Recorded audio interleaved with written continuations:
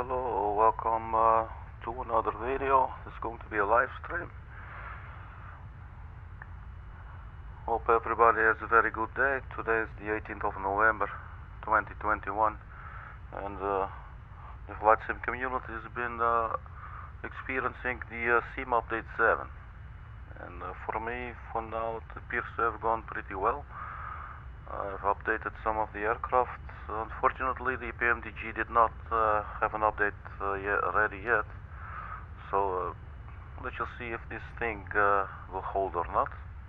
For the rest, actually, it seemed to be fairly in order, I guess, but I haven't had much time in Sim Update 7 yet, besides some really short testing and some tweaking and stuff, but yeah, so I figured we just go fly a little and just jump into the PDMG DC-6, have a look to see how that goes, and maybe it's stable, maybe it's not, maybe we crash, maybe the whole system is stable but I am unstable as the pilot and I crash us anyway. So, you know, we just see where things goes.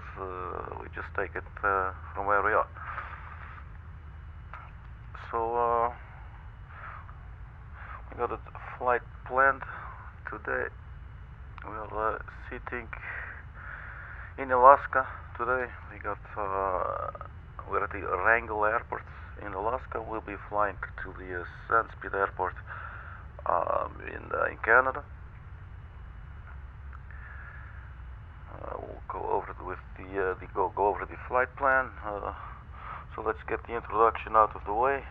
So I'm your personal funky sim pilot. My name is Arkady Gidzenko, and I will be your captain for today's flight. So now let's jump into the flight plan. You can have a sort of an idea of what it is that we're going to do. So as I said, let's put the flight plan here as well, so you have the little flight plans in the description too. So we're at the Wrangell airport here in Alaska, and we're in fact actually also using the Alaska Airlines livery. You might have spotted this. It is one of the liveries. I believe this one is also actually from flightsim.to. Not really sure, but chances are like 99% sure. Okay, so here from the Wrangell airport in Alaska, we'll be taking off runway 10. So we'll have to do a little U-turn, and then we'll fly towards the VOR here on the level island. Does it say how long? No, sometimes it does, sometimes it does not. Not really sure why this is. Actually, quite a shame. Well, I could not find any VORs here in between, so this is quite a long leg, but it is how it is. And then so there's the second VOR here, which is the Net Island VOR, and from here we'll fly outbound on 163 degrees. Does it say 163? Yeah, it says 160. Oh, because you're on the magnetic north. So we'll fly outbound to here to Canada, to the Sandspit VOR. This I believe is actually on the airport. No really clue what to expect for the rest of the flight and how it's going to go. But you know, if you stick with me, if you've seen a couple of my videos, you know it's usually just winging it, and usually it will be fine. The last flight I was actually able to land it, but I made a terrible U-turn while landing. It was amazing. I guess I probably just sort of panicked or something. It was stupid. So, but we did not crash. So there is that for sure. Okay, so now that all the disclaimers are out of the way, let's just have a look at the airplane. So we're sitting here, the airport, parked at the parking ramp. We got the Alaska Airlines livery. I believe it's a livery from either 1961 or 1951 or 52. It's like really old. Just love how it looks. And yeah, no, just love look at the area. We got real world time and weather. One of the interesting things about the update now, the Sim Update 7, is the real world weather is updated while you're in the sim.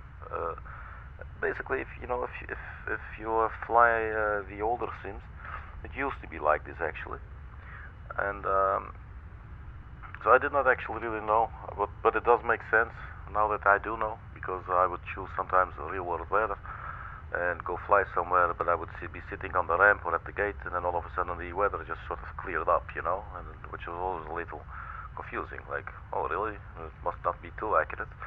So they definitely did try to change something in that regard. So that's I think that's a good that's a good development. So yeah, so this is the exterior, and as you can see, the external, the ground power unit is in place. We got the windsock pointing very favorable winds for our takeoff here on runway 10, as you can see there. And the area looks a little nice here in Alaska. You know, you got the pretty skies. You got some clouds quite low, touching the hills and the mountains there. This looks like a peaceful place. It will not remain as peaceful once we start powering up the engines of the PDMG DC-6 Bravo, because that thing can be actually quite noisy. But such is life, such is aviation. Okay, so let's jump into the flight deck here now. Maybe just for now open the window a little bit, so we get some sort of outside ambience going on. Always like that. We pull up the tablet, and we're still using the artificial flight engineer, so we're going to request the starts before startup checklist. Cockpit pre-flight.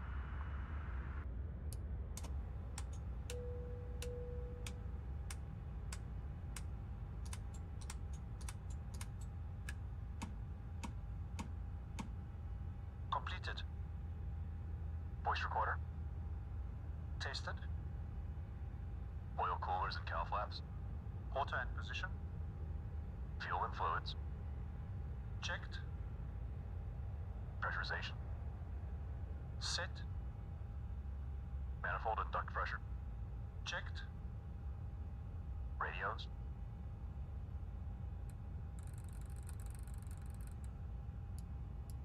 Checked. Doors and hatches.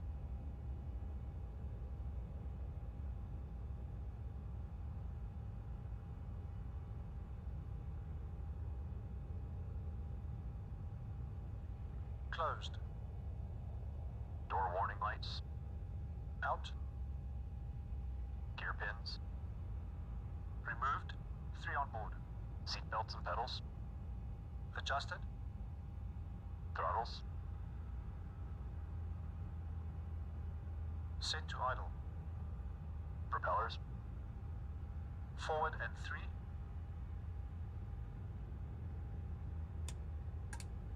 Before start checks complete. Start engines. So we got the go ahead. So we can start up the engines. Now sometimes the aircraft does not seem to want to reverse. If you want to like push back, you know, yourself. I've been reading up on it only a little bit actually, but I got the impression it might either be random, which then would make it sort of a glitchy, but other people were saying it can depend on the type of parking that you're on. So it would look like this type of parking, but I'm not really sure if it holds. But anyway, no problem. We could, if we cannot, there's always the possibility to use the some pushback add-on, or you just reverse. I mean, sorry, you just make a U-turn, turn 180 degrees. The aircraft is very maneuverable on the ground, like really very maneuverable. So that's very user-friendly for the pilot as well. Oh look, I like how the sun looks. This is a really nice picture. Maybe I should just take a little screenshot. Maybe I can use this later. I don't know why, don't know where, don't know when, but let's just do it. So anyway, we got the go ahead, so we can now go ahead and start up the engines. So that's precisely what we will do. So as usual, we will start by setting all the mixture to the top position, right there. We go to the overhead, and here in the overhead, let's see, can we actually get some more light going? Oh, that is there. Oh, that's something. Can we get some? Oh, okay, it's a little red light. On that side too. Alright, so let's just use this. Okay, so we got fuel booster pump set to low for engine number 3. Engine number 3 selected. We provide the spark. And we just go start it up. 3, 6, 9, 12.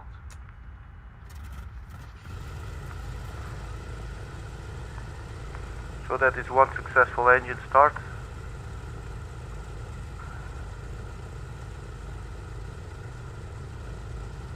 There you see it. Engine number 3, it's this one. Fuel pressure, oil temperature is rising. So we go back to the overhead and we start engine number 4, so the fuel booster pump down. Engine number 4 select, provide the spark, start it up. 3, 6, 9, 12. You can hear that one starting up as well. You can see it going here too, with RPM, with manifold pressure. So everything appears to be in order for now. So we go select the engine number 2, fuel pump, ignition, and we start. 3, 6, 9, Primer 12. and boost. And there you go, we got 3 running engines now.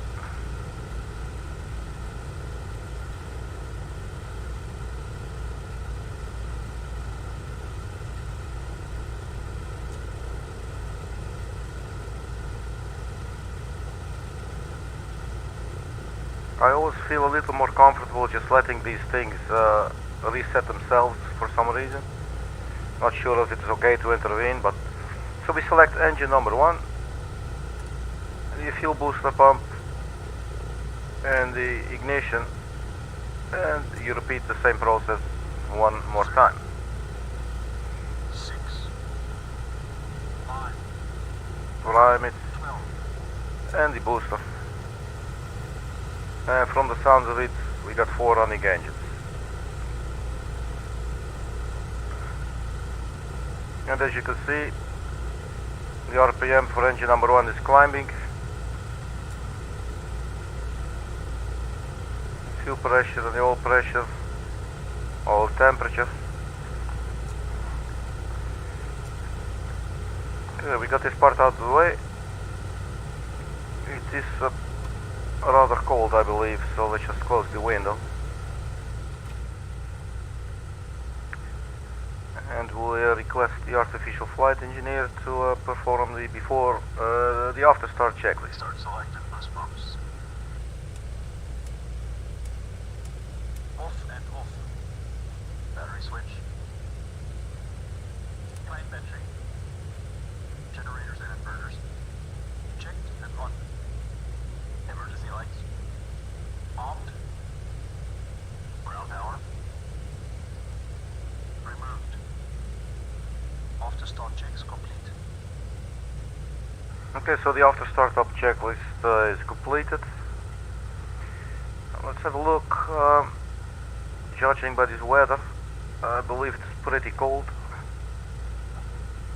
And I think this is the cabin, or actually, yeah, the flight deck, or is it cabin only? Well, let's just, in any case, just warm it up a little bit.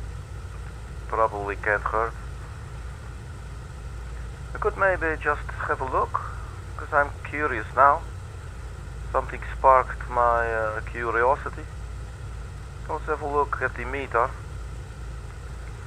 and see the temperature if we can find it. It is 0.3 degrees. Yeah, so that is pretty cold in 0.3 degrees Celsius. That is really it is definitely on the colder part of the spectrum.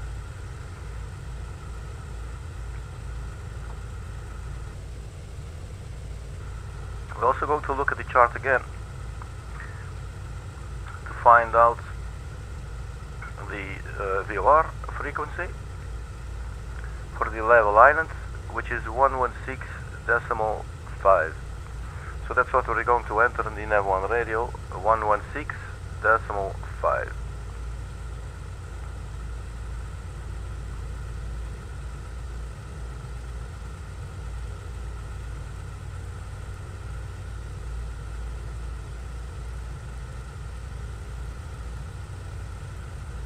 On 6.5, so that's entered. See if we got a DME. Does not look like it.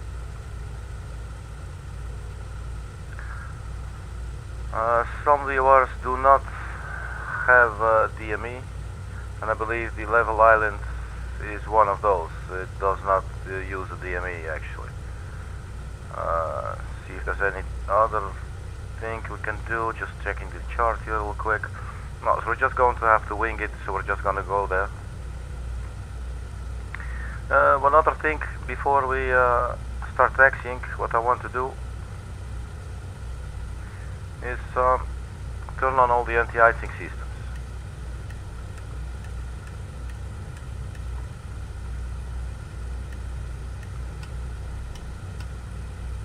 Okay, so they are now all on. The fuel pressure for the anti-icing systems for the cabin, the tail, the left wing, right wing, heater, cabin and tail, they're all starting to rise.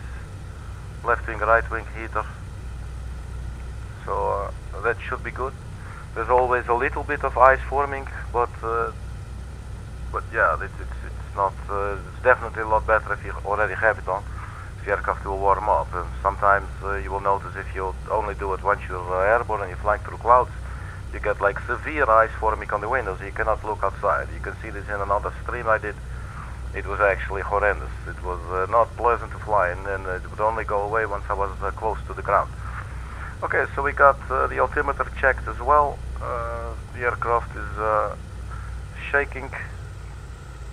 That's a little sad. So let's not break it. Let's see, is there anything else? Let's also request the before takeoff checklist as well, because we're now ready to start taxiing to the runway. Boost pumps on low. Fuel selector and crossfeed. Main tanks and crossfeed off. Autopilot and carb heat. Off and cold. Hydraulic system. Down, forward, pressure and quantity checked. Okay. Flaps 20. Okay, so the flaps are being set to 20. You can see the flap position indicator right there. Flaps set to 20. Windows and turbine.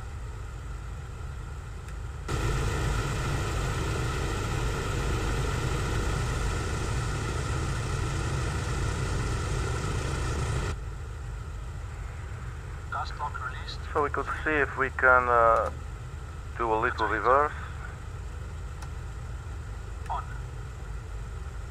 Release parking brake. Reach unlocked. Set. Transponder. On. We are setting the transponders to on. Lights. Turning on the landing lights.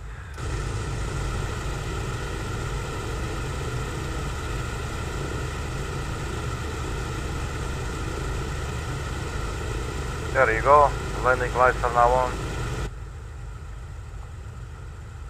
So let's see if we can reverse this time.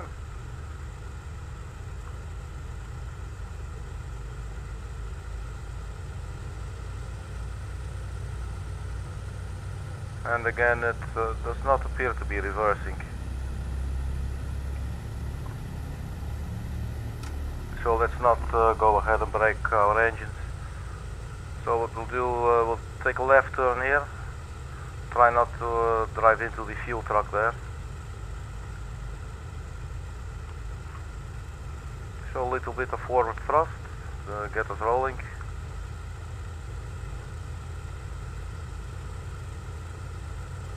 And start turning immediately. You can see it is really quite maneuverable. There's a lot of turning and a lot of and not so much of the oh, are we gonna make this? Oh, definitely.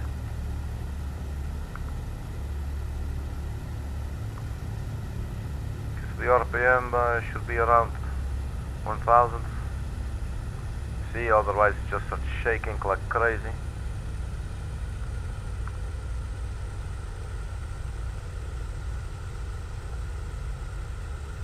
So we're going to have to backtrack on the runway a little bit.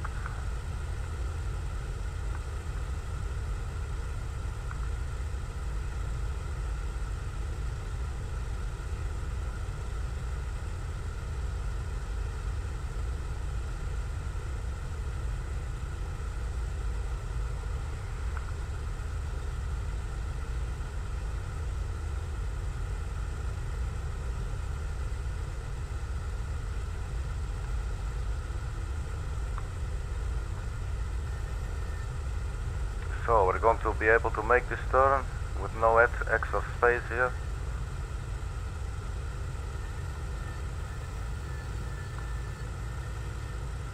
Oh, it definitely looks like it. Look at that. That's pretty cool, man. Let's look outside. Look at that. This is just beautiful. Okay, so parking brake is set. The engines go back to idle for a bit.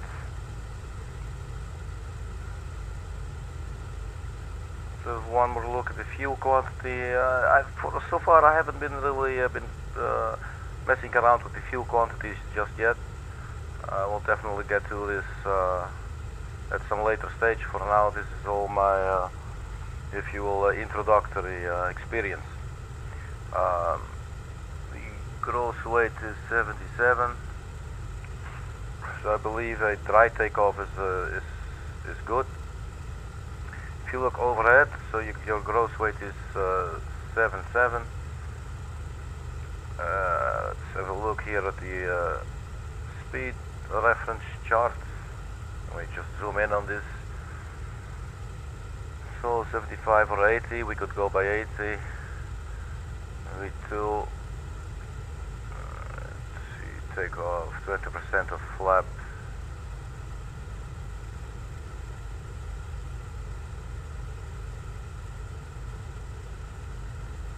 Yeah, so it would be around 100 knots would be a takeoff speed, if I understand this thing correctly. Okay, so I think we're ready. We got the VOR put in our nav1 radio. We could maybe make our lives a little easier and also start while we're still static and not moving. Also have a look at the VOR after the first one, which is the second one obviously. And let's have a look. This is the Annette Island. It's 117.1. We'll put this in as well, 117.1.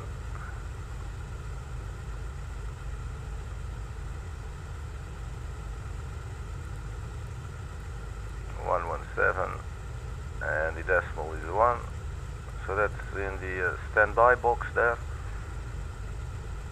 I could maybe also put it here, 117.1, and the nav2, and then we can monitor, and we will see the nav2 needle start to twitch all of a sudden, start to move, and then we know it's picking it up. and then we can also check if it has a DME or not. Okay, so I think we should now then be completely ready.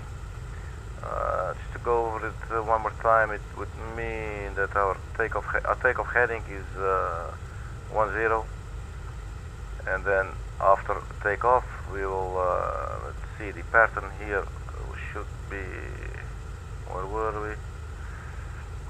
They're using a right pattern on 28.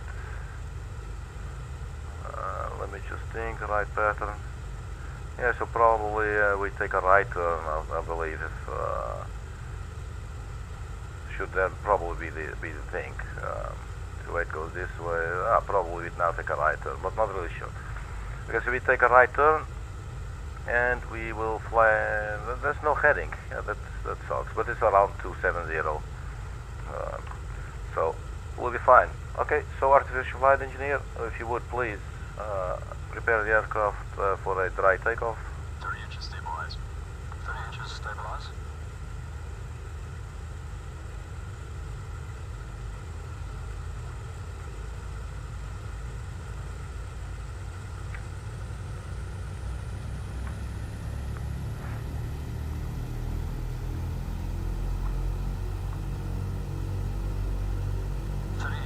Stabilized. Cal flaps. Cal flaps. Cal flaps set. Full power, please. Going full power.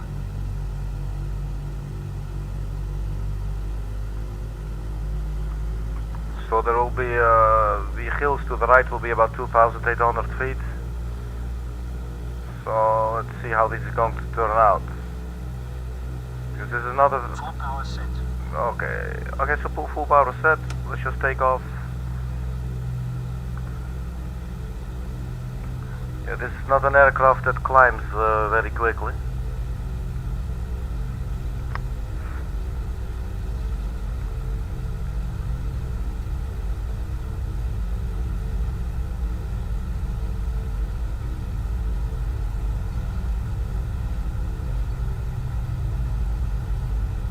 So 100 knots we can.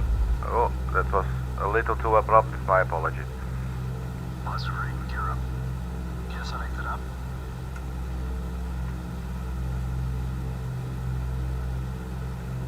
So we're definitely going to have to climb to around 4,000 feet, I believe. So just going to make a little left turn first to get clear of the first mountain right there in front of us, but not too much.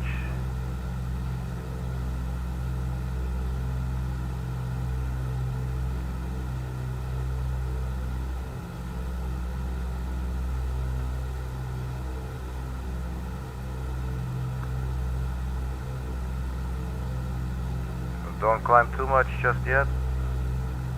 Keep it at around 1,000 feet per minute. Flaps up. Flaps going up. There we go, flaps are going up. And then when the flaps are up, we can definitely gain a little more, we will gain a lot more speed. And once we get a lot more speed, it is also easier to climb.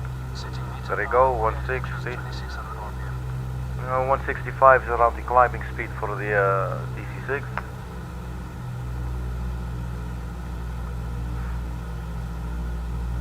So pitching up a little bit. Try to maintain a climbing rate of 1,500 feet per minute. Climb power. Setting climb power.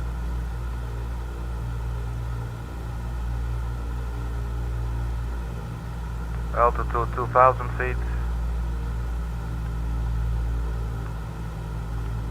Keep climbing, please.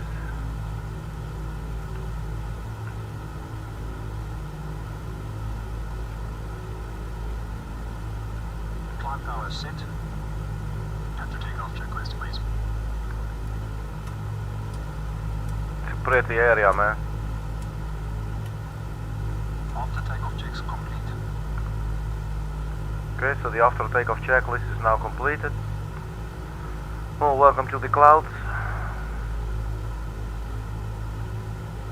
3,000 feet, and I believe the mountain was 2,800.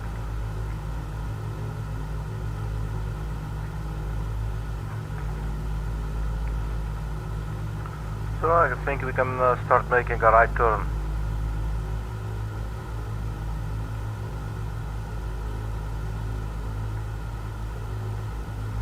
And try not to descend, please.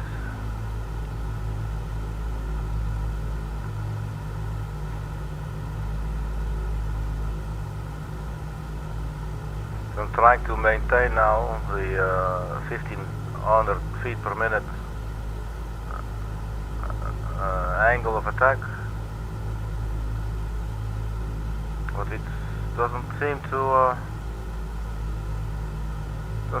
respond to really quick or really short input. It's not doing anything, and then all of a sudden it's probably pilot error, obviously. So the heading, we should definitely straighten it out now.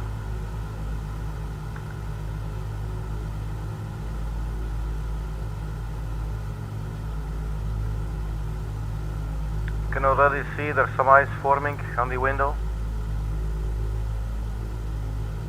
Let's watch what the aircraft is doing, because we are maybe losing a little speed because the takeoff is a little bit erratic.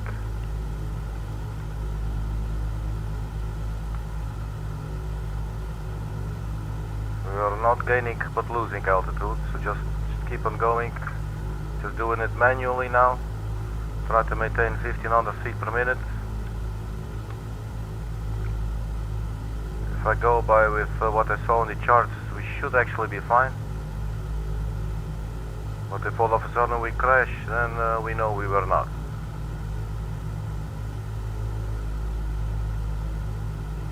1000 feet per minute. There is some sunlight.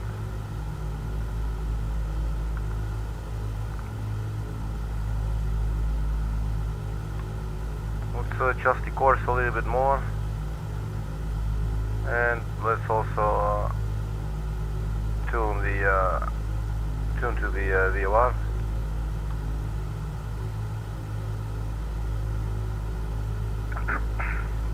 My apologies.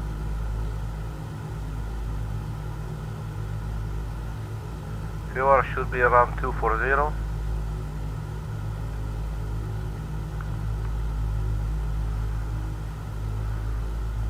So we need to take a right turn.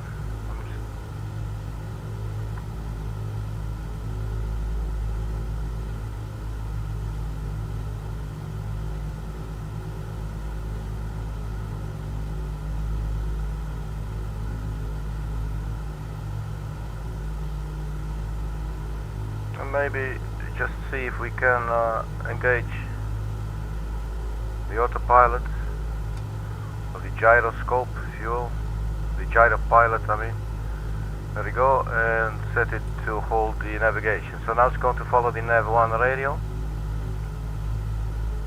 So all we have to do now is just maintain the pitch angle. Look at the eyes, man, it just looks really cool.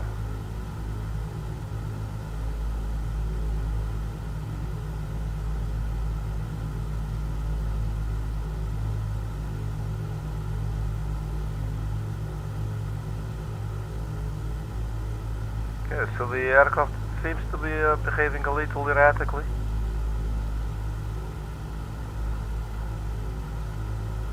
Can we use the pitch control here?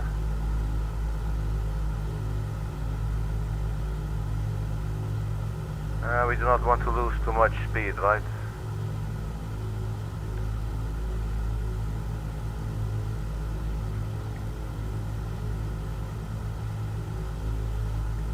I just want to have a look outside and see what the plane is looking like, because it seems to be going up and down like... I mean, this looks a little steep, right? And then just dropping. So it looks like it's maybe some, I don't know, pockets of air or something. Not really sure. This is the part where an inexperienced pilot, hopefully it becomes a more experienced pilot.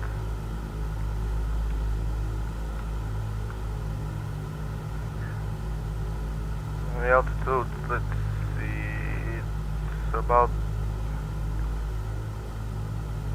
9,000 feet. Well, this is not going very nice. It's still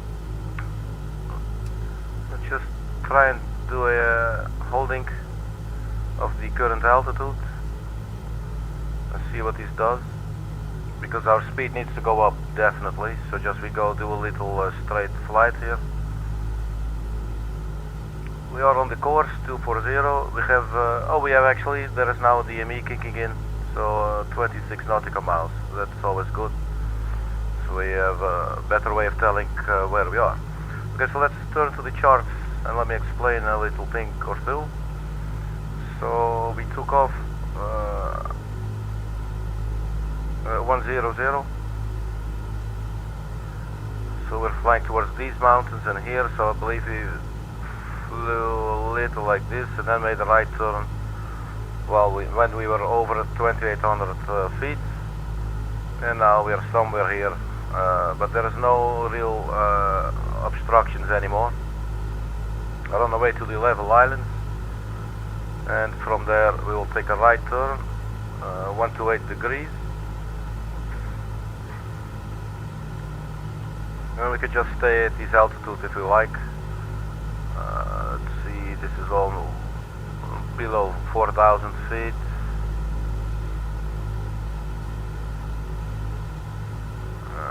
This first looks of it seems okay.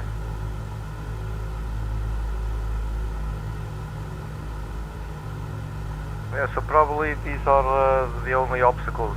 These were the only obstacles really that we're going to encounter on today's flight. So here we are in the clouds. There's the sun. Some of the ice may have gone a little bit. So I'm very happy that we turned on the anti-icing system. And see if we can get above the clouds now a little bit. So we might have to turn off, I believe he then turn off the altitude hold. But at least now from this stable position, let's see if we can use the trim wheel. Just ever so slightly. It's now 500 feet per minute, as you can see there. Just a little more.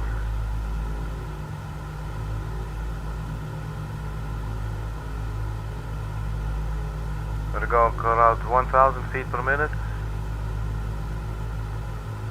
Give it a little, just one more nudge. See what this does.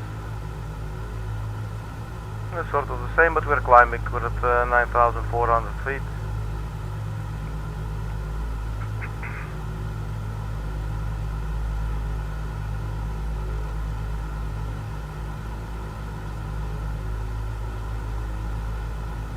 Let's give the flight engineer a seat. There you go. And put the armrest down there for our virtual right arm and elbow.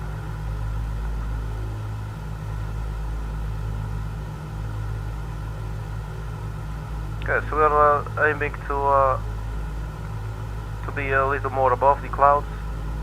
Let's see how we're doing with this. We're now at 500 feet per minute. We're climbing through 100, 10,000 feet.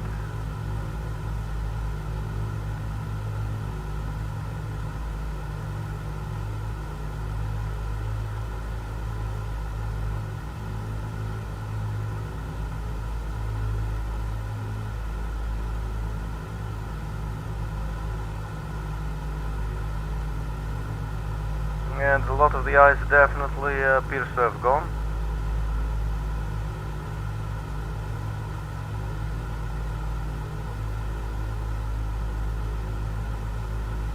So yeah, so far Steam Update 7 appears to be fine for the PDMG DC-6.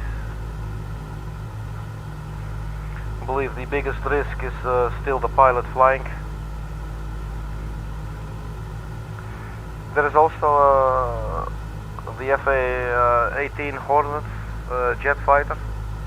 I saw it's added to the flight sim now, and I believe there's 4 other general aviation aircraft.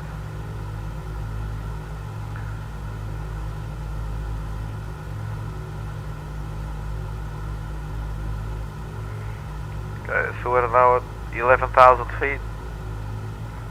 So let's keep it going until we reach 12,000 feet, and then we level out the aircraft. And once we leveled out, we can ask the artificial flight engineer to set the power settings to the cruise mode. Let's just keep on climbing a little longer. Climbing through 11,400 feet there.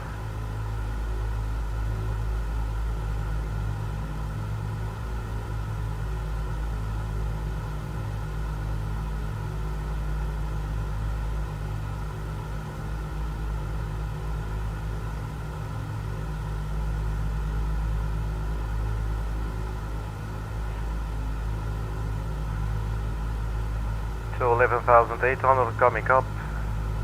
Speed's a little over 200 knots. And our distance to the VR is 7.8 nautical miles. Okay, so there you go, flight level, or actually 12,000 feet.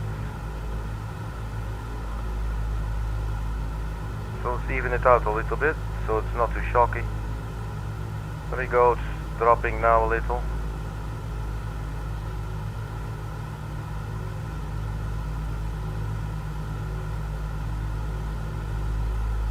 Drop the nose a little bit more, and then we turn on the altitude hold. So there you go, there's also some land there. It's a shame about the clouds, because I believe it's a really pretty area here.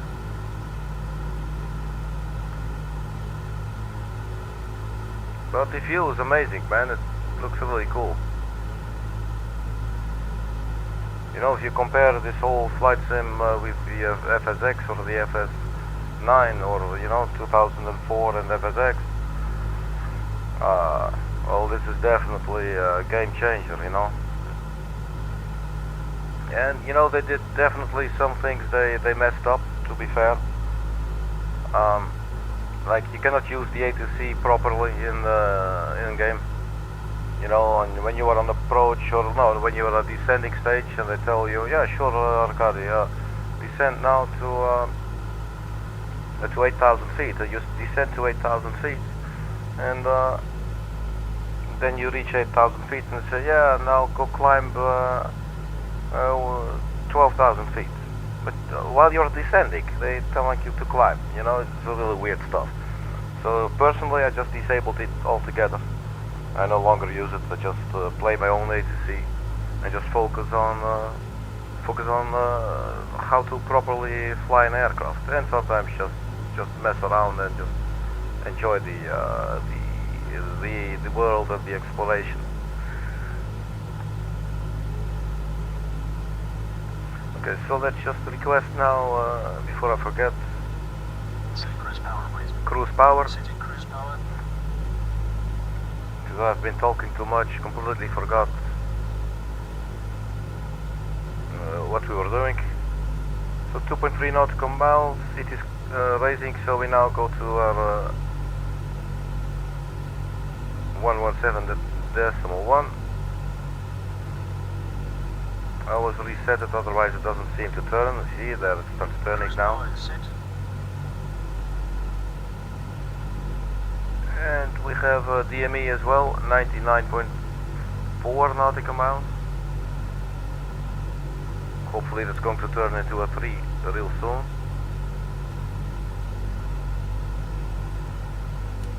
Because we should now start flying towards the VOR. Let's see the heading. Excuse me.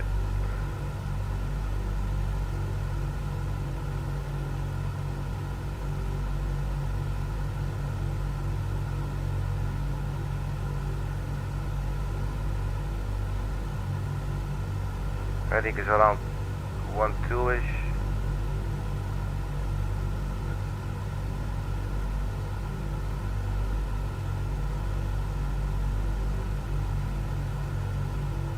And the DME is now counting down again. So we're a little bit, we were in the from position, but now we're in the to position. Let's see.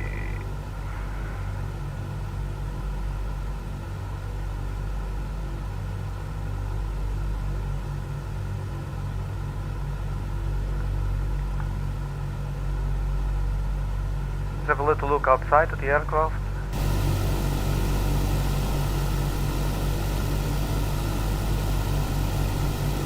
I like the livery.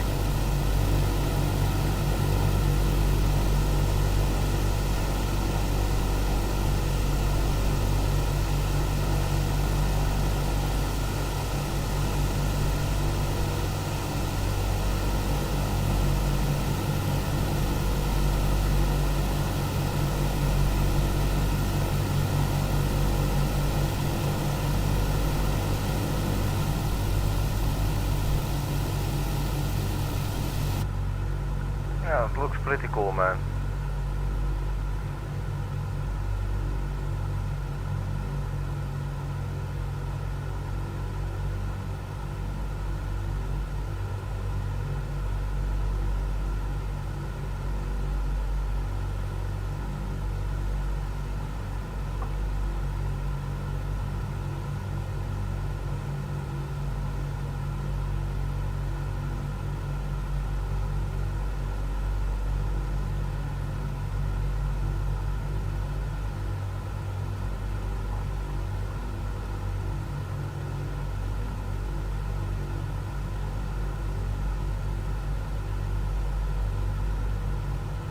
So maybe we'll have a look at the chart and see if we can work out when we should start our descent.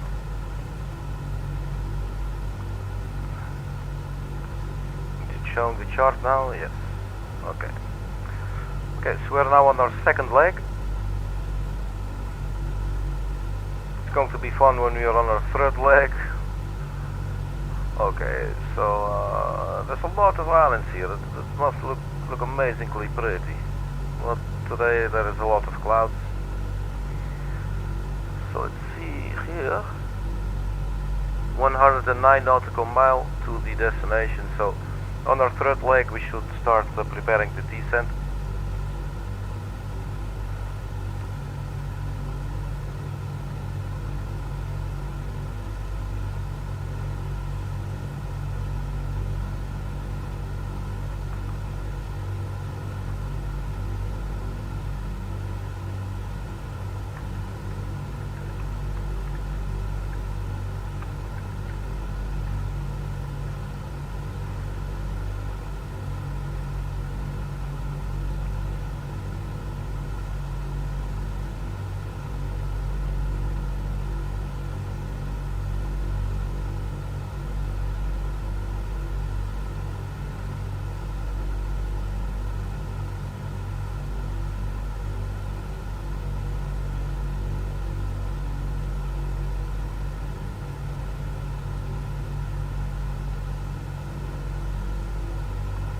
It's good to see the ice is completely dissipated. Usually when the ice starts forming, you will see these at the ledges of the window. You will see some minor ice forming, and then it just starts spreading. Well, this looks good. What you can also do is check the upcoming VOR frequency. So again, we will focus our attention to the charts.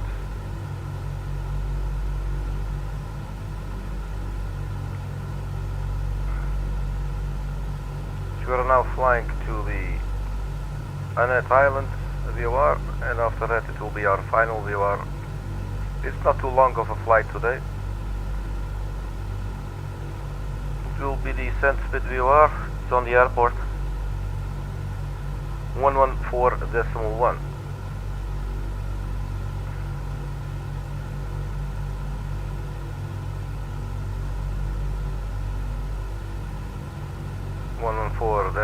We put it in, and I'm also going to put it in the nav2.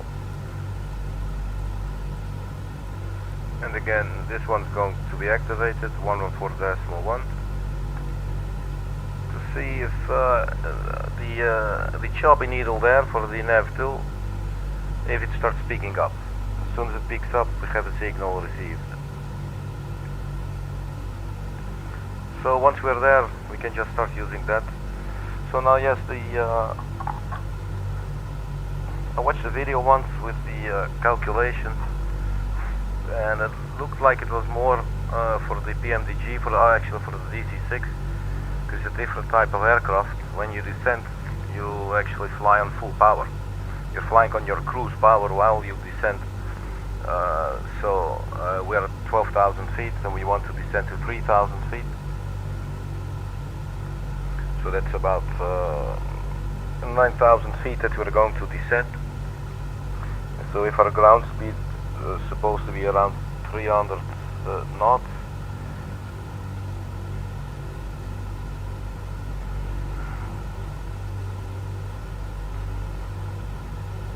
I believe you cover a distance of 5 nautical miles in 1 minute. But I forgot the calculation precisely. I tried to work it out the other day while in flight on the stream.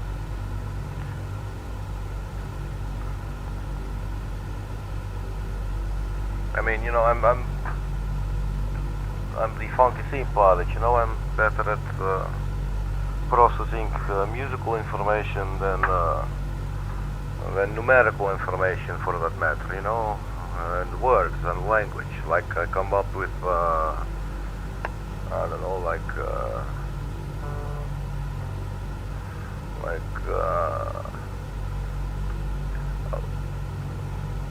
I wish that I was born. I wish that I was born. I wish that I was born with wings.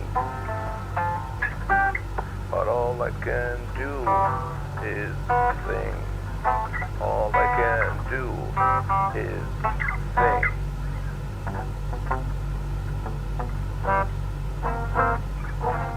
You know, like stuff like that. But then, you know, when it comes to hat calculations, for some reason I do not see it in front of me, you know?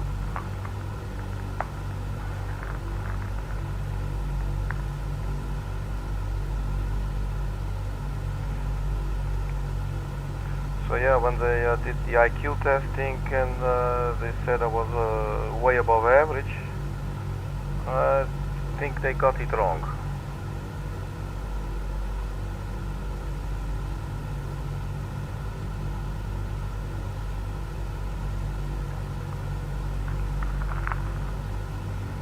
And you know, on the other end, it's also a matter of experience. You know, like the pathways in your brain. You know, that like which certain types of pathways that you're using. You know, like calculation goes like on the N1 freeway, and language and music goes, for instance, on the N2 and the N3 freeway. And yeah, I know my way around those. My brain knows its way around the N2 and the N3 freeways, you know, but the N1, it's a little bit slower, because simply it does not know the way, because it's not going there all the time.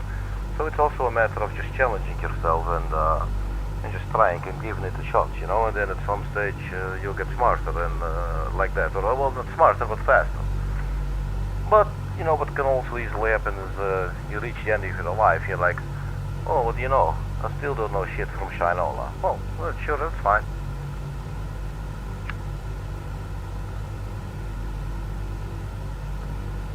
But yeah, enough with the introspectiveness of it all and the self-analysis and, well, mild philosophy. So, okay, so we will be descending at 1,000 feet per minute.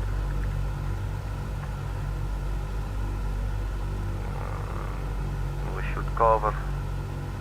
We are going to descend for about 9,000 feet in total, and we will be doing 300 knots of ground speed. So if I understand correctly, we will traverse 5 nautical miles per minute. So if we descend 9,000 feet at a rate of 1,000 feet per minute,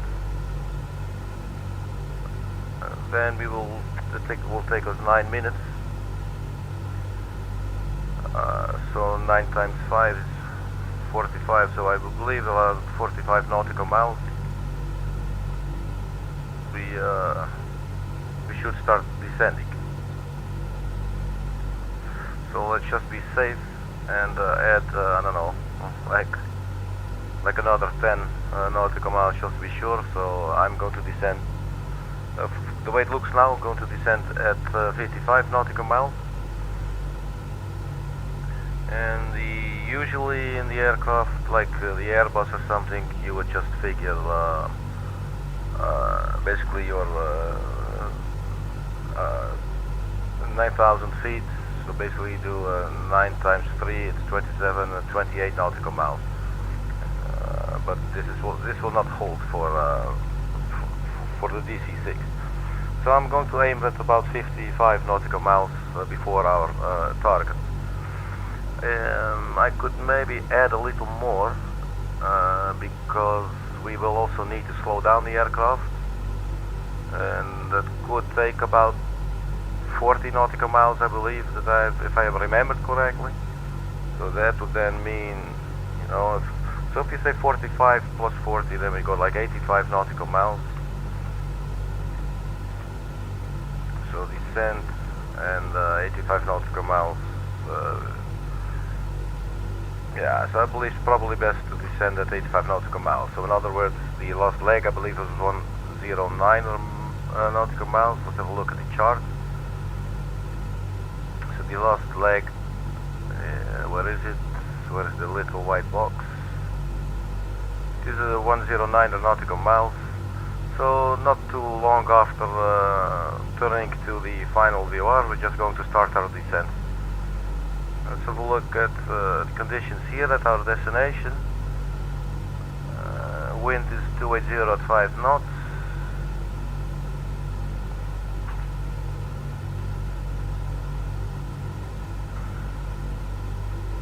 So we'll be probably flying here and then land to this direction. So we'll have a little bit of a crosswind. 280 like this. Yeah, that's fine. It's not too much. And we'll just fly a bit over the ocean there. Okay.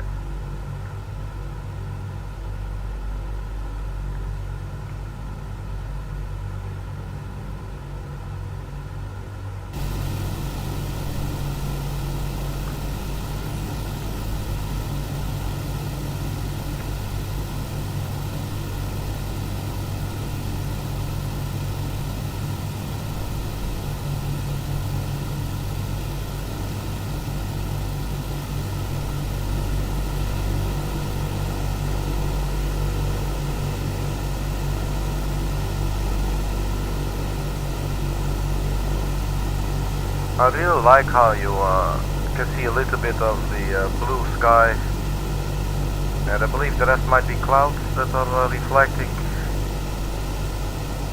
or big mirrors if you will.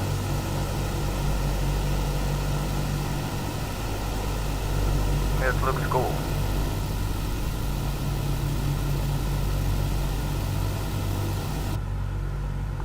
It really does look cool. Okay, we're changing the altimeter for a bit. There you go.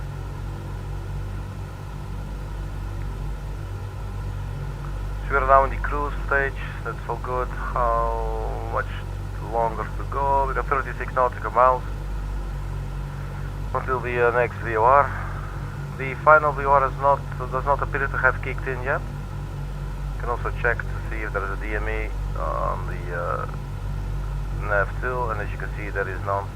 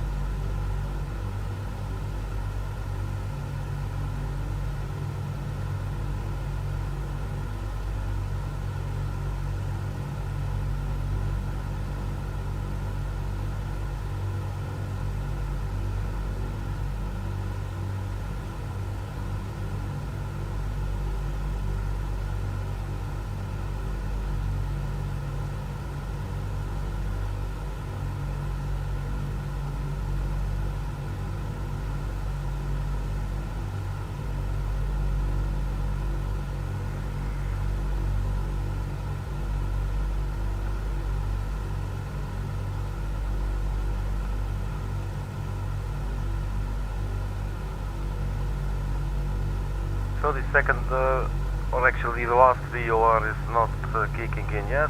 You've got 27 nautical miles to go until the current VOR is reached.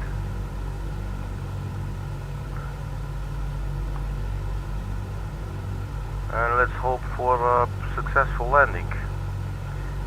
I should remember, because what I forgot with the last landing, I think I actually just forgot, was lining up. It looked actually quite okay. It was a little bit messy, but because I could not see there was a very poor visibility.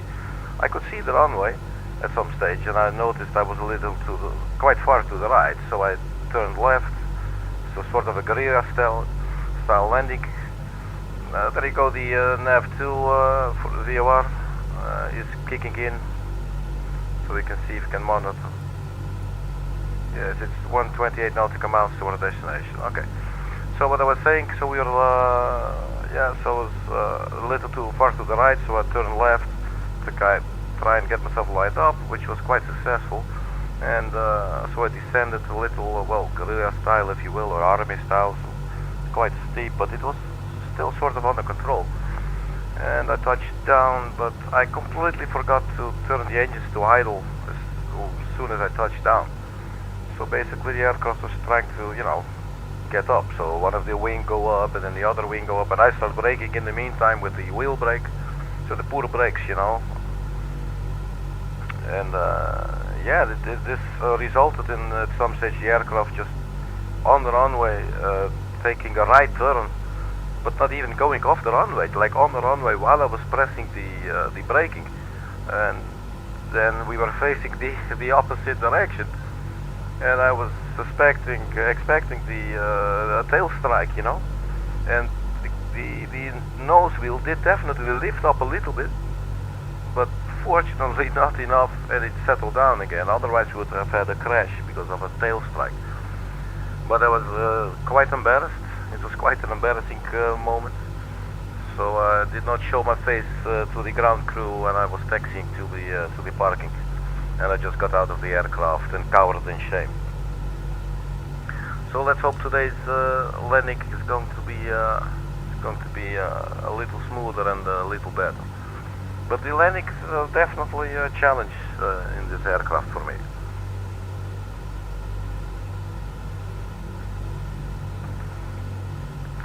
You can notice every once in a while the nose, like the attitude starts shifting, and the altitude control is still on. Let's look outside, see what it looks like. It's probably wind conditions. It's probably just a turbulence going on. Anything we can see outside maybe? Well, I ask it and there is a cloud. Look at the little cloud. What were you doing, you naughty little cloud?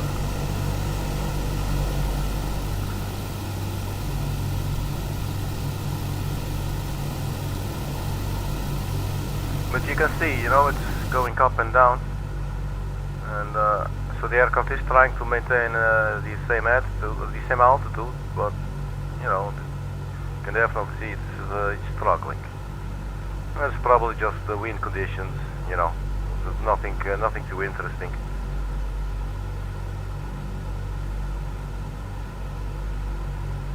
So where are we now? We are 10 nautical miles from our next VOR. So maybe have a look at the map. So there should be an airport to our left at some stage, unless we are already past it.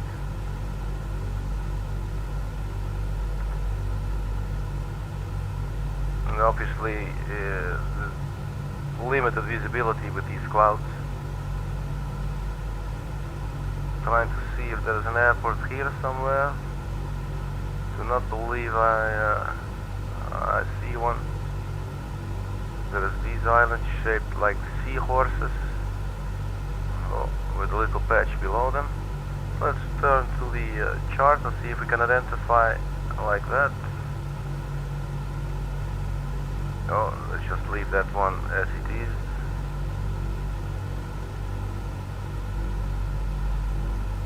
or probably a lot closer.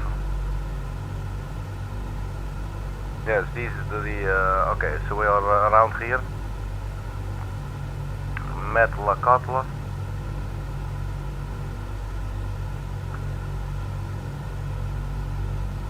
We'll actually fly over an airport. Yeah, so as soon as we take a turn to 163 degrees, we got about, I don't know, sort of 20 nautical miles to go, and then we start our descent.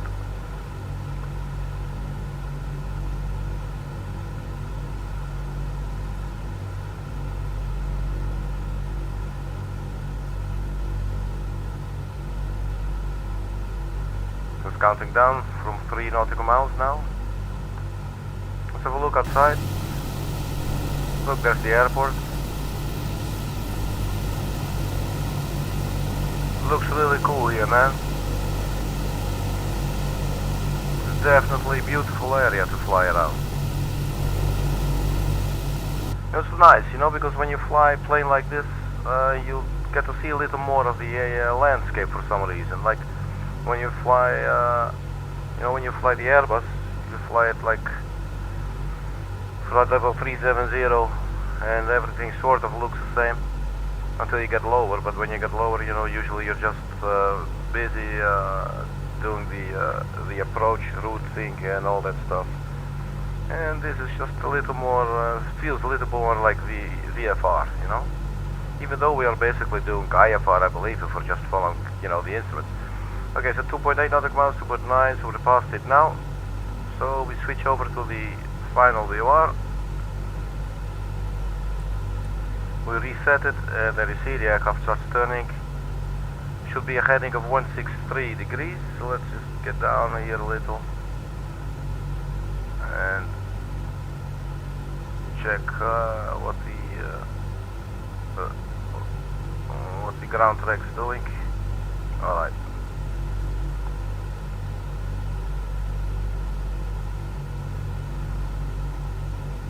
Okay, so the Sandspit airport, it's located in British Columbia and Canada.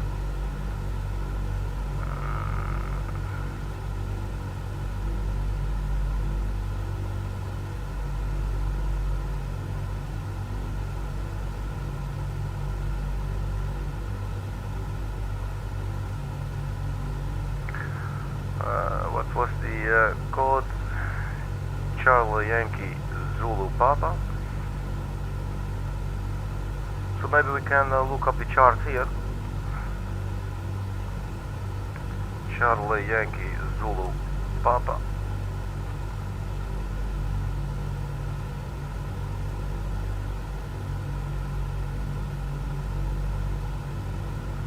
And from the looks of it, we will be landing on 3-1. And they got VRDME and RNAV. So there does not appear to be a glide, like an ILS.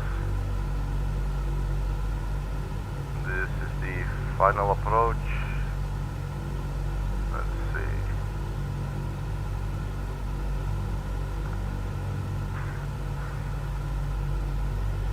So obviously this aircraft has been fitted with GPS, but you could see earlier maybe well, the artificial flight engineer was performing some checks that I switched over to this radio stack instead of the GPS, because I do not like a GPS in this aircraft for some reason. It seems a little more old school. Because it looks like we're still banking to the right. Do not understand why. Because we should be following the VOR. Why is it not doing it?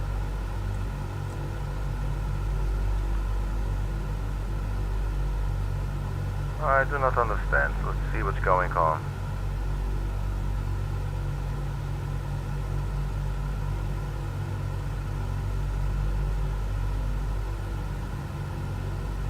Now it's banking to the left then. No, it is not. So what's it trying to do?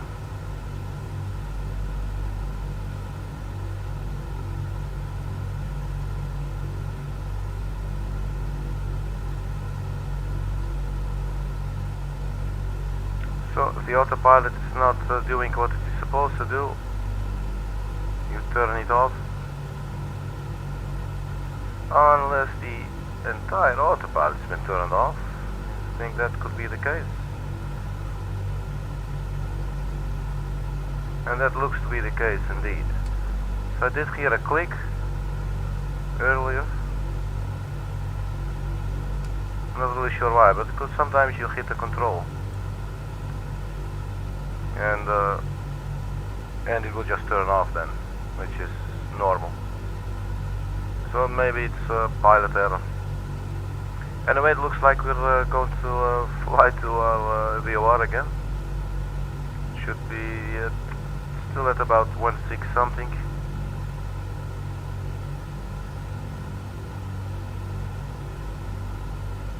You know, 163-ish. Okay, so good, we spotted this, so the aircraft is now getting back on the course. Okay, so the range was 95 nautical mile. I believe we said around 84 we should start descent. I'm just going to start descent anyway. I believe it cannot hurt to do it a little sooner rather than later. And maybe we just stop at 4,000 instead of 3,000, but we'll see when we get there. So let's prepare descent stage. Setting 26 inches.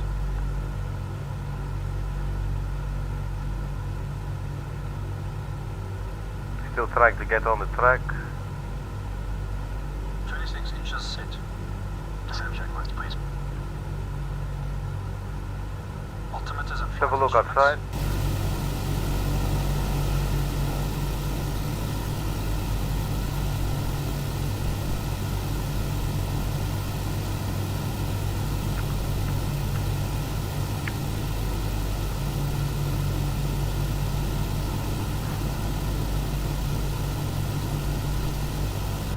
It looks really cool, man. Oh, some sunscreens would be nice. Okay, so the aircraft is being prepared now for the descent stage. Speed's dropping a little bit. What we're going to do is we turn off the altitude hold, like there, and we'll recenter the view, get a good angle, because what I want in my view is the pitch indicator or the descent indicator, and obviously the glide wheel, and we slowly push it forward until the needle rests at about 1,000 feet per minute of a descent rate.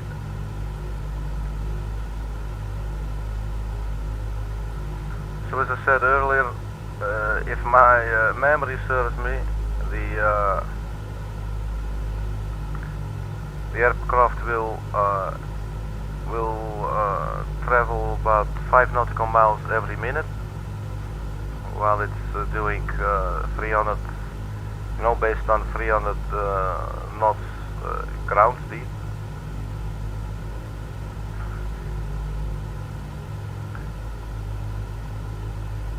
Not sure if they have a timer on the board, but we could also just time it, obviously.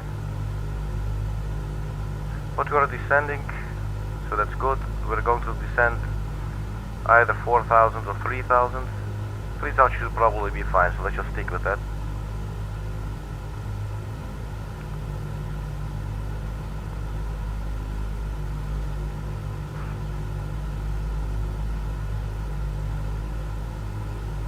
Reset the altimeter for a little bit. There we go.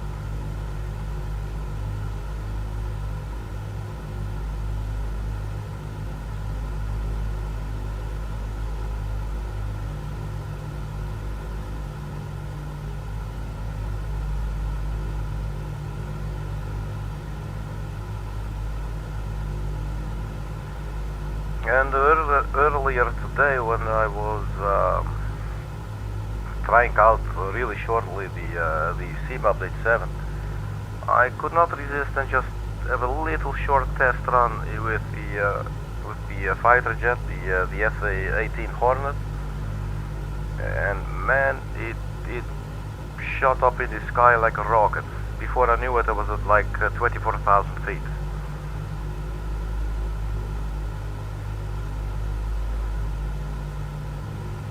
These older aircraft, you know, they're slow like that.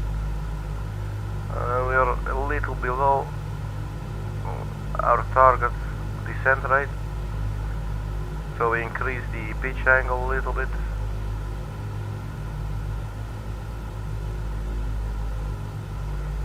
And for experiment's sake, let us turn on the stopwatch. So 78.4. And let's see what it does in 1 minute.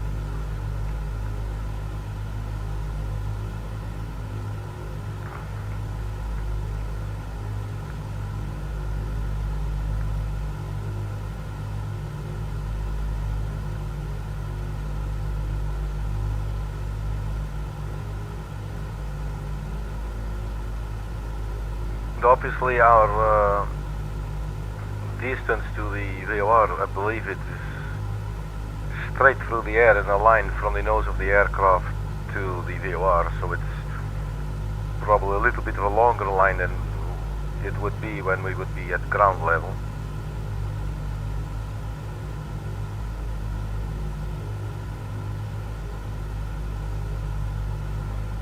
Okay, so the 1 minute mark is coming up.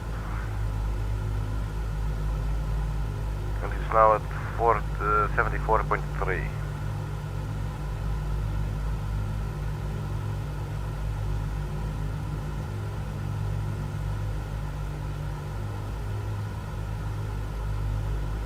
Let's see, we're still going 1,000.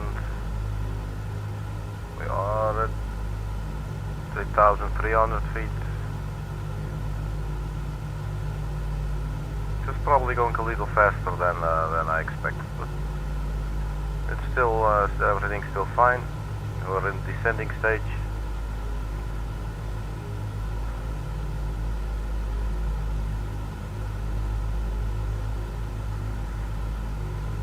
We're still at 1,000 feet per minute, a little below.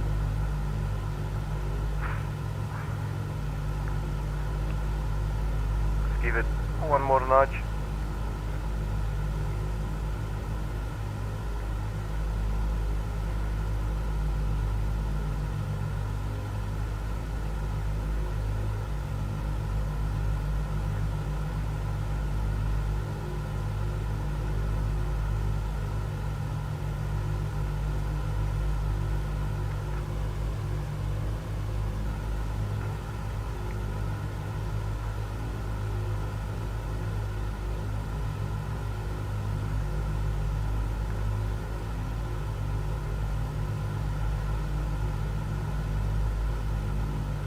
Okay, so 7,000 feet there.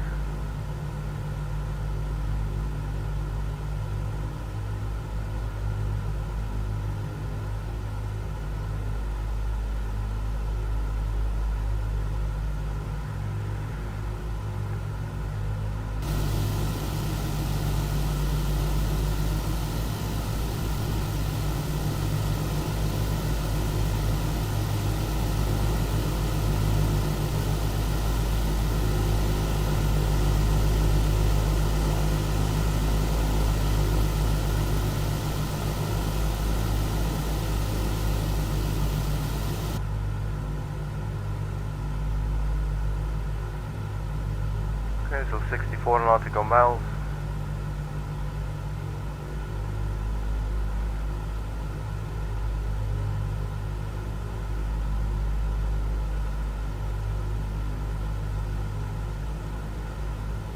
So I'm timing the descent rates with regards to the distance that we're traversing. Again. So it looks like 63. So it looks like we traverse 4 nautical miles every minute.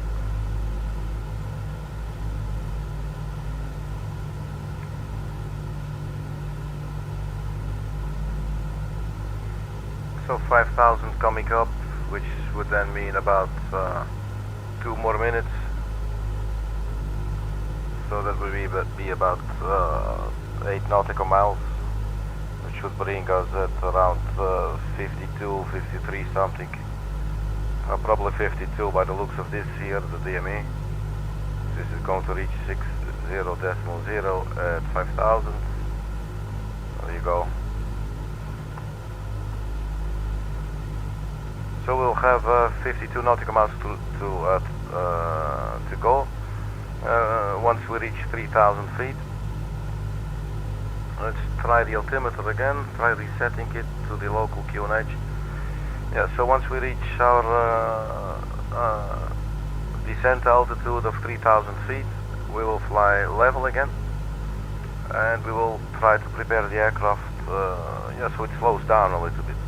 And this is one of the challenges of the PDMG DC-6.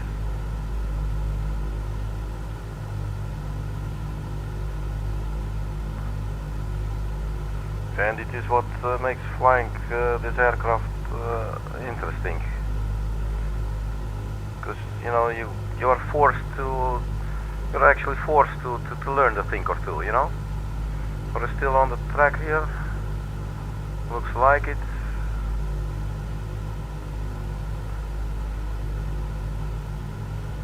Do they have an ADF where we're flying?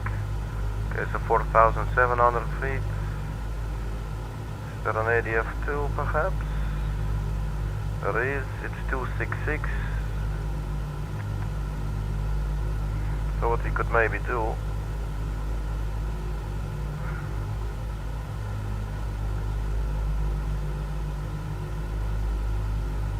we're going to do this a little later. So let us even out our descent rate there.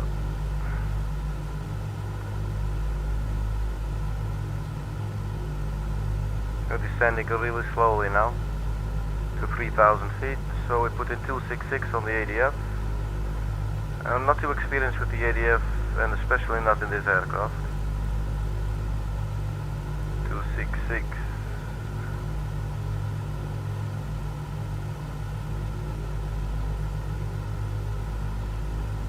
ADF 1. We are, you see, because now we have oh, it's turning the other way? I do not understand that. Let's see. We are still descending to 3,000 feet, so around now we should do the altitude control on. And we're about 3,000 feet. Let's put the local QNH again, that's still the same. So we're definitely going to enter some clouds here.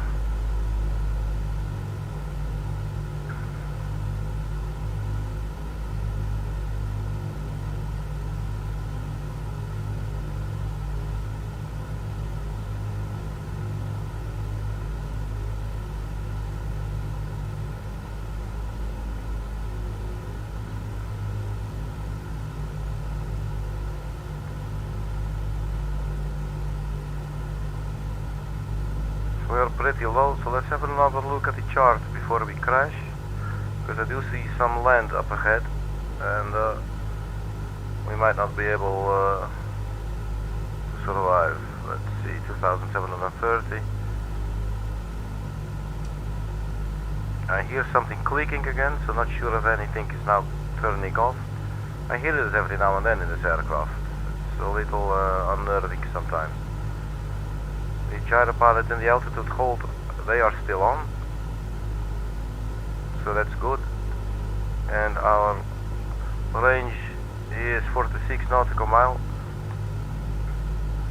So let's see if we can bleed off a little bit of the airspeed. I'm not sure if now we should do then the in range, or if we first. Let's just try this, see what it does. Cruising turbine. Normal. Fuel booster pumps.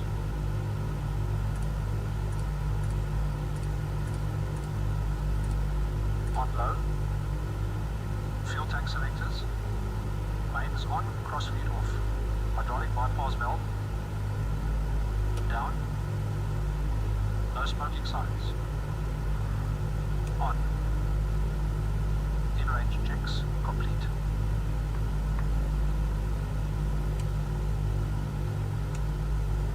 Okay, so there were some in-range checks, but it doesn't look like that is actually causing the aircraft to slow down. I believe we do not have throttle control ourselves just yet. No. Let's see. This thing is unlocked.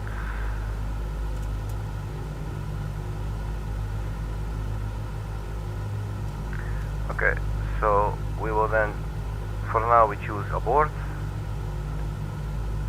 which means that we have full control of the aircraft now. We do still have 40 nautical miles to go. Just going to bring back the throttle a little bit. Let's have a look. I'm not really sure to how far, like maybe 21 inches of manifold pressure.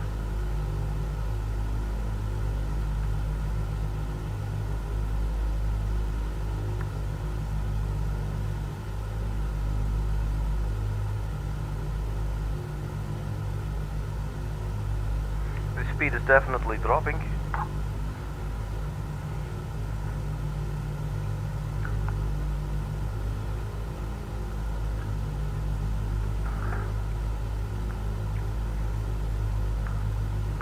Do not want it dropping too fast.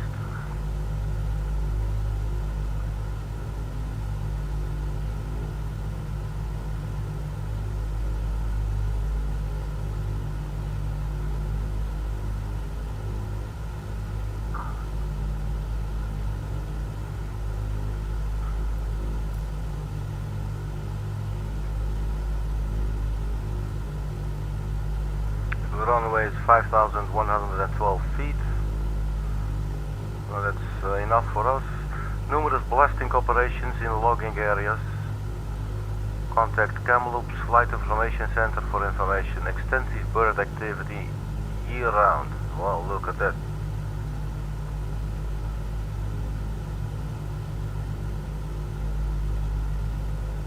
What about the VORDME approach? What would that look like?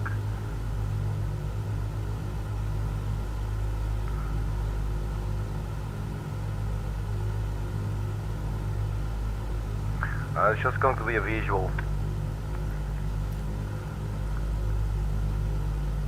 So from the looks of it now, we will first fly over the airfield. Let's have a look at the speed. It's dropping a little, so let us increase the manifold pressure to about 24 or something. See what this does. It looks like it's maintaining the speed. If that's what it's doing, then I'm happy. We get a little obsessed here for a little bit. Make sure I have a little clear view. Yeah, I can definitely see it's trying to gain a little speed. Well, this should be fine. The aircraft appears to be listening to us whenever we mess with the manifold pressure there. It is gaining a little more. We could maybe just say zoom out a little, or reduce it a little, go to 24. We just try to stay steady like this. What's our range? It's 32 nautical miles.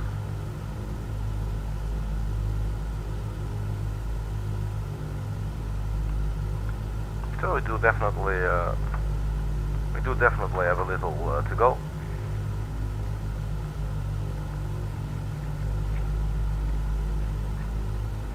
So what we could do is fly over the airport first. So maybe actually we should just do that. So we have a visual. We can see what the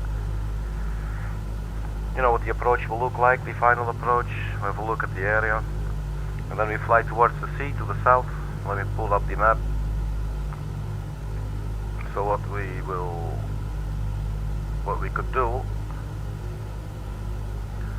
we are now flying this track.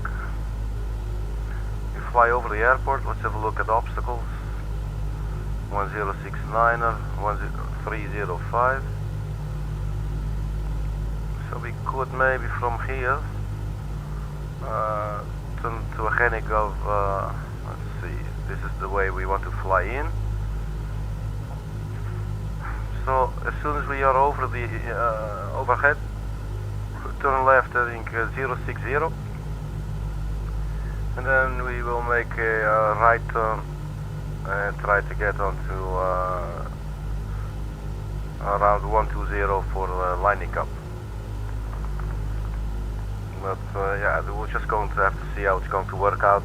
I always like just seeing it myself, so that's what I'm going to do. To the speed, slowly picking up, but nothing too drastically. Range is 27.6 nautical miles.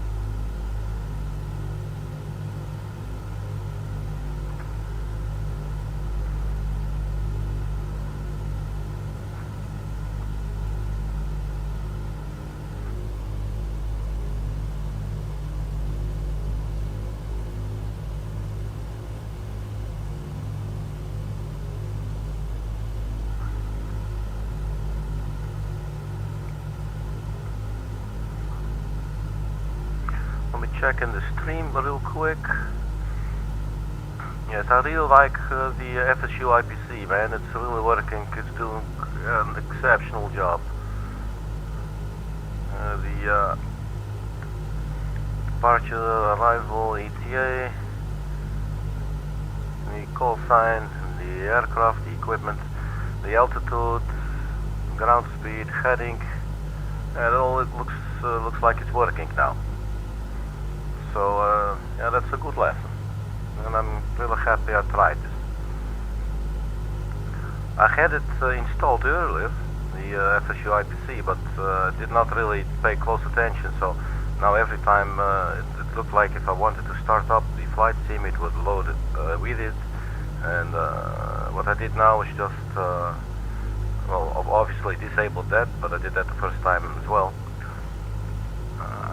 But I just run it myself, and also made a shortcut on the desktop for the start menu, so it will just only run the FSU IPC. And because I believe by default it will give you a shortcut only for running Flight Simulator from the FSU IPC, which I do not want for some reason.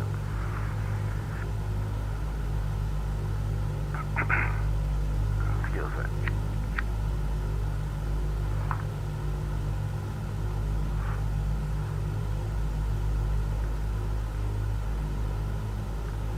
Okay, so what are we looking at? 20 nautical mile, speed 158-ish. So I'm going to reduce speed a little bit again to around 2.4. Manifold pressure, or maybe actually, oh, that's a big change. So it's a 2.3, 2.2. We want the speed to drop a little bit now. And then, as I said, we'll fly a left turn of 060 degree.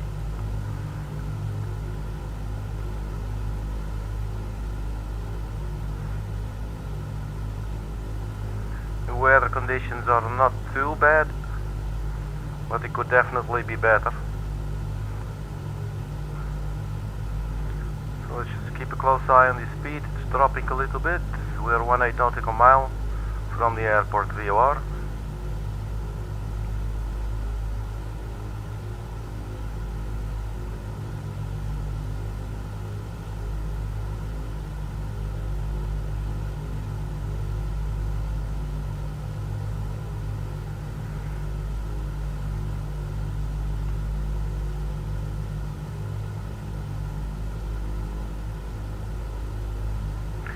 Oh, I believe I'm checking the map. Maybe you guys already spotted it. If you were sharp, then you would have been sharper than me. But I was wondering why the ADF needle is pointing to behind us. But now when I look at the chart, I realize I was taking the 266 code from a different... You know, that's what I mean. You have to be experienced and sharp.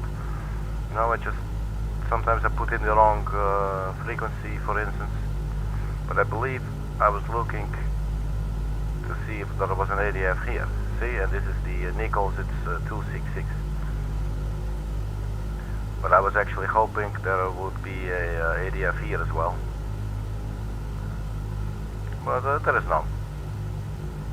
But at least it explains that I do understand, but you just made a little mistake. Okay, we are below 140. I will turn off the ADF then, if that is at all possible.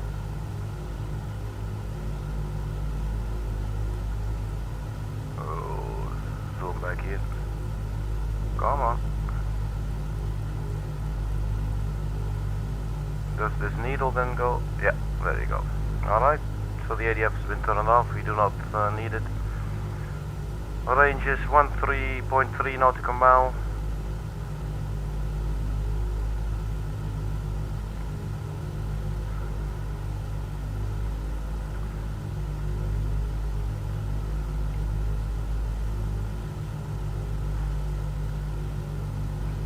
Let us reduce the speed a little bit more. Just ever so slightly.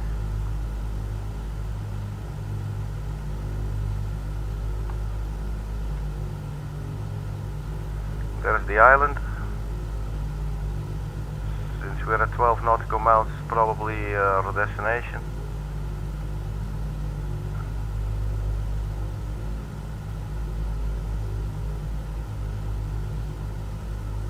So it should also be the airport immediately right there at the tip of the island. So then we'll fly left.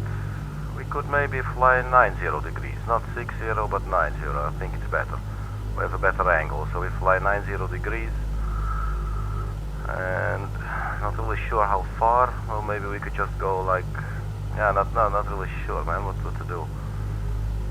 Maybe around 20 nautical miles, and then we turn and try to get back to the VOR, and then yeah, probably something like that.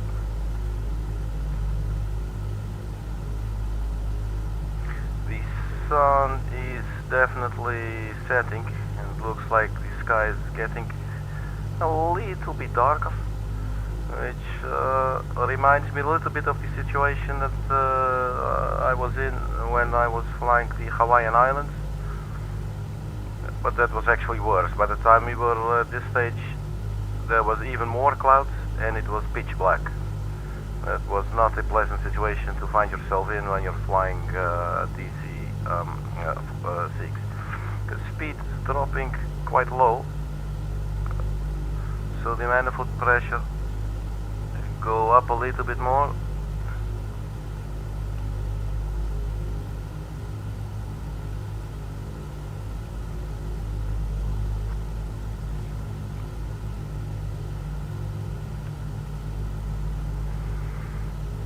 Okay, so how far out? 8.1 nautical mile. No real visual yet.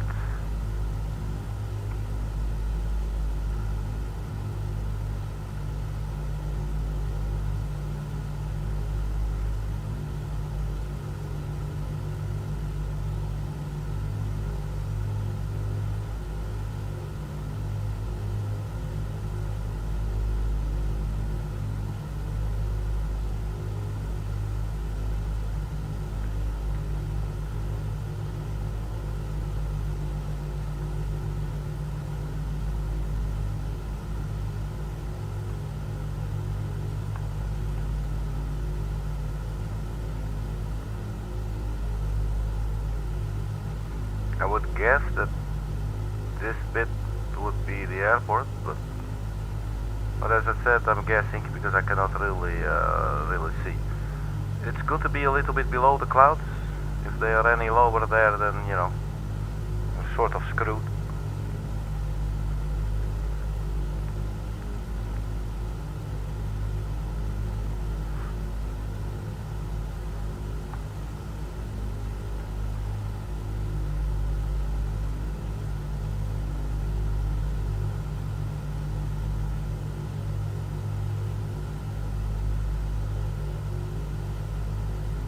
5.1 nautical miles, 5.0.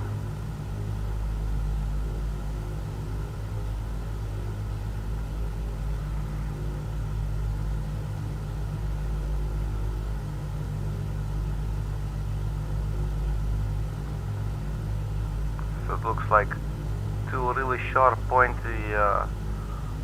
edges of the island there, or the peninsula, if you can call it that. I believe this might be the airport. What I would also like to see is from where I can get some more visual definition with regards to the distance, because it's at the moment it's 3.8, 3.7 nautical miles, and beginning to see something that might be the runway. So that means that you know, we have to get quite close until we start fine-tuning the final approach.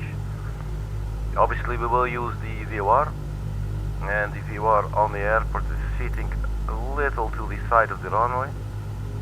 Where was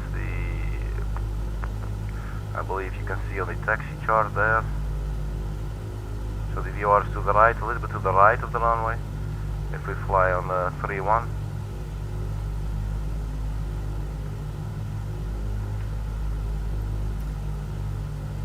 Okay, so we are now almost there. So there's the airport. 1.9 nautical miles. So okay. So we know it's the right bit of the island. So we're going for a left turn soon. So let's turn over. Let's see what is the speed now before we do anything. Speed 120 and holding, I believe. Let's switch over to the gyro pilot. It is now just holding our heading. 1.0 nautical mile. So we're going to do a left turn a little shortly.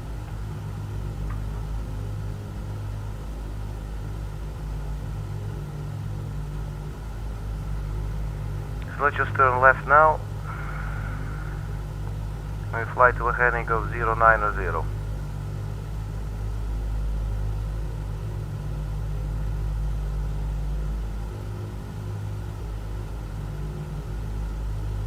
Just using the wheel here.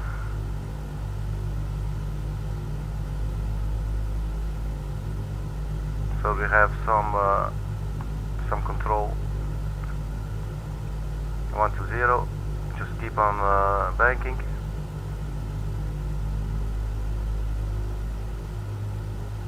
It's a little bit of a slow rate, but for now it's slowly and steady.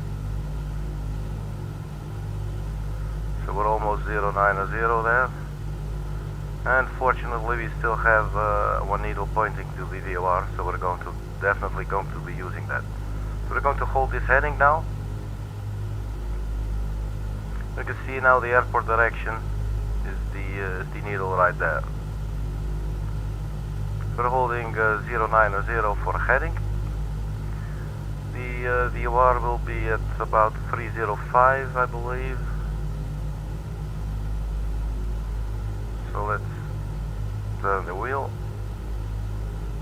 So it's not yet 305, but this will change a little bit, I believe. So we're at 2.7 nautical mile.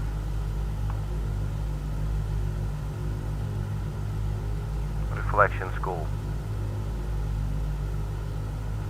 Okay, so the speed seems fine, 120.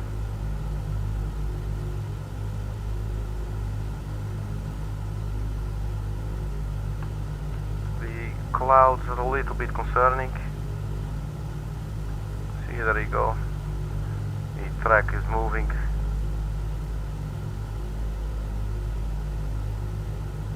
At least we have some idea of where the VOR is. We also have this needle here.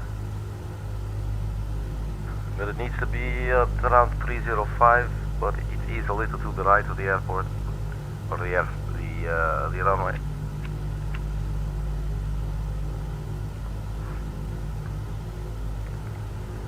But by the rate we are flying, we could probably start doing the turn. We do not have to wait until we're 20 nautical miles out, I believe.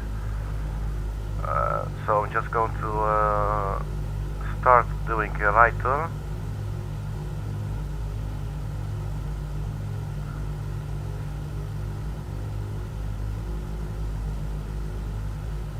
As soon as we get out of the turn, we turn on the before landing checklist.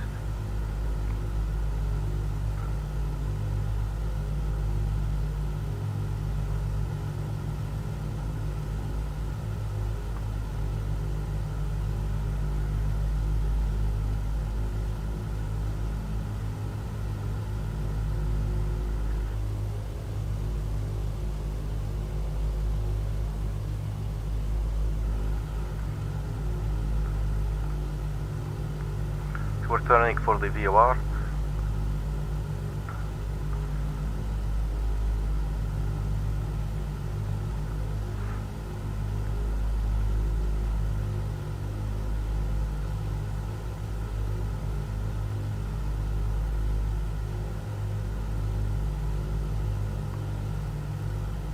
Okay, so now we're going to ask the aircraft to just fly to the VOR as soon as we're lined up. Right there. Okay, so now it should start. I believe it's doing it. Am I missing anything?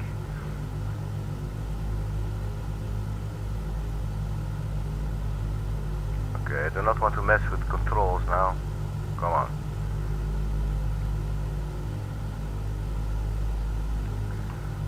Have to check a little something now because our speed, our altitude is dropping.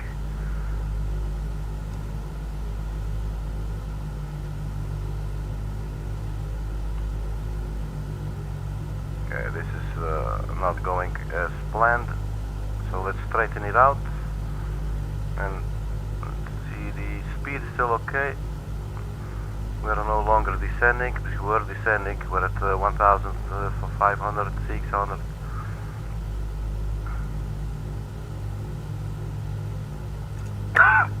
Sorry.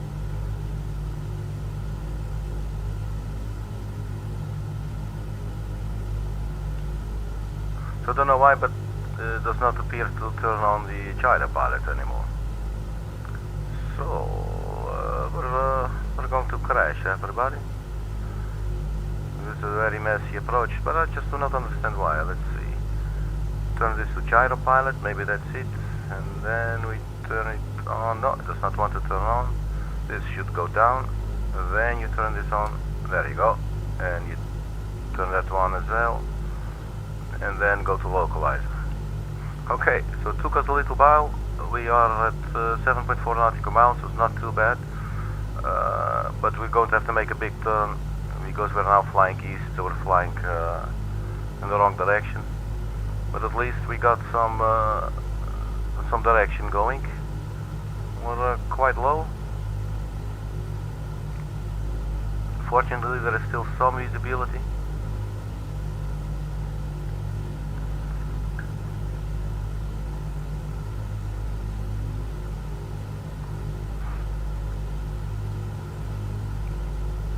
I'm going to request the before the landing checklist now.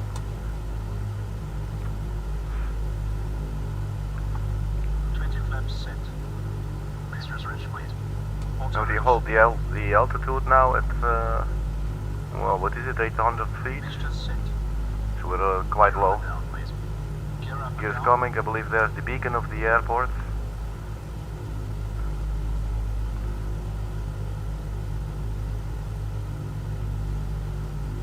Which direction they say the VOR is, 27, and it's turning to it now. That's good, because that's where the beacon is. Gear down and locked, 3 greens. Routes. 2400 RPM. Okay, so far 2400 so RPM good. set. Cal flaps. Plus 3 degrees. Cal flaps set. ADI. Speed is dropping a little bit, Off. ADI is off. so a little more power. Speed good, extending lights. Lights extended and on. Let's check what the speed's doing. Cold, set cold. At least it's holding, and maybe even climbing a little bit. Altitude's holding, that's good. Speed is going up a little bit. And now we just want a visual on the runway. Well, these are exciting times. So let's just see if we can do this. Speed's definitely going up a little. So reduce it just a little bit to keep it from going up, but not necessarily go down.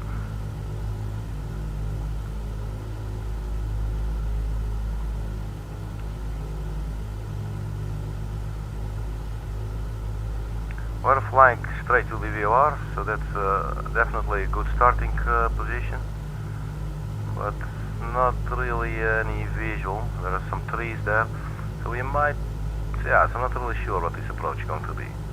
I definitely miss our 3,000 feet altitude, to be fair. We could try and climb maybe, but we can also do a flyover again if we need to, and we just do the whole thing over again.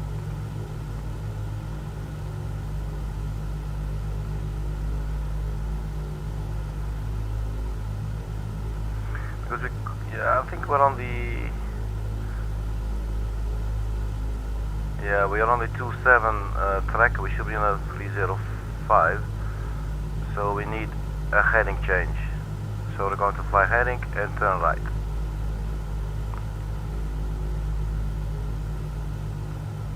See, we're on the, yeah, I think that's the runway. So let us actually bank everything we got.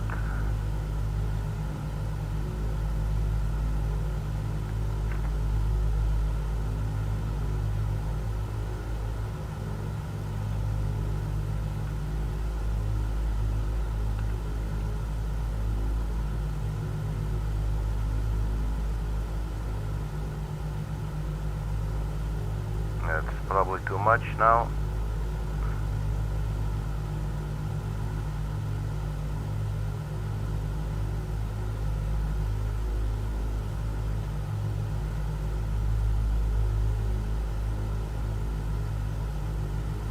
So this is interesting. 2-4 probably, let's see. No, this is completely unstable. So no problem. Let's just first make a little more speed. Not too much. And we turn off the altitude hold and we climb a little bit. I'm just using the gyro pilot for this purpose at the moment. Climbing 500 feet per minute. And we try and get the VOR. It should be around 305, so if you put it there, we can see if we can get the needle so that we are on the correct track. So 305, it could be a little to the left of that. Range is 4.7 nautical miles. Are we still climbing? We are. I want to climb a little more, but first the speed. Speed should be fine for climbing. So let's climb a little more.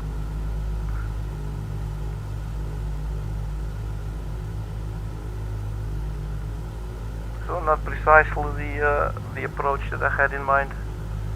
We lost some time there figuring out how to re-engage the autopilot. Let's put in a little bit more power there.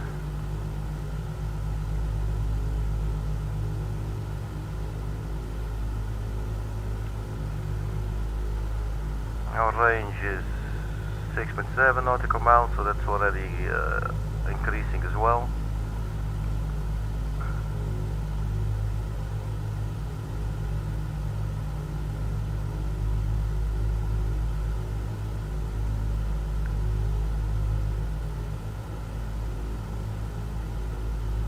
We're flying, our heading is 3 degrees.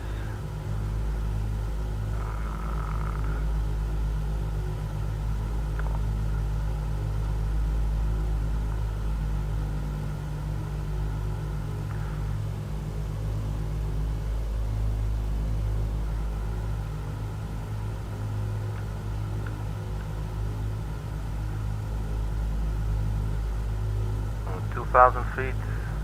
I think I'm just gonna go to 3,000 just to be on the safe side. We'll gain some more distance, and we got a little better bird's eye view, and then we'll work out the navigation with regards to the final approach, because it looks like the VOR is at 21 degrees, which 210 degrees, probably, you know, it's just how it is, but we want to be on a track as well. And the track should be about 305. So we are still climbing.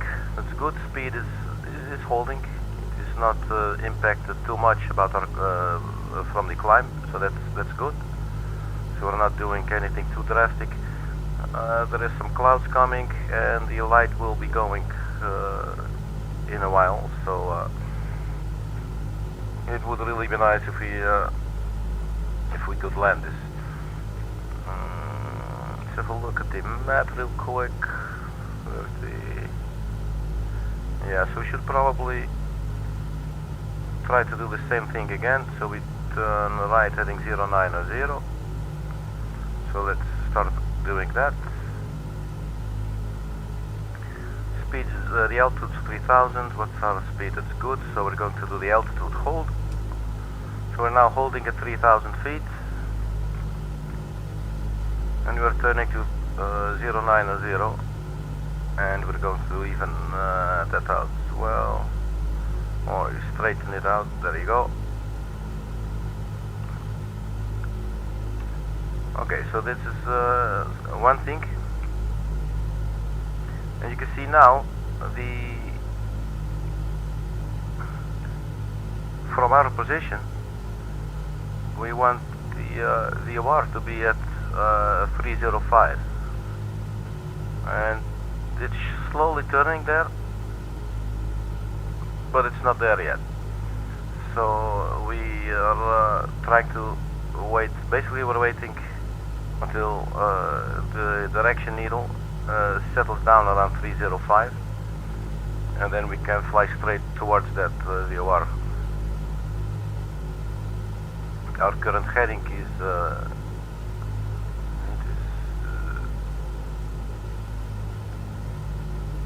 yeah, it's what is it? 100.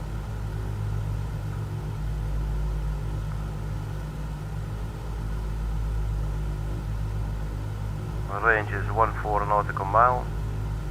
Let's see if we can do another right turn and have a look how that will impact.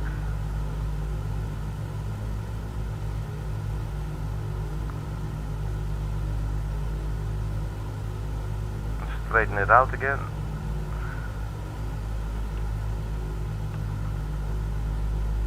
So we're now flying 150.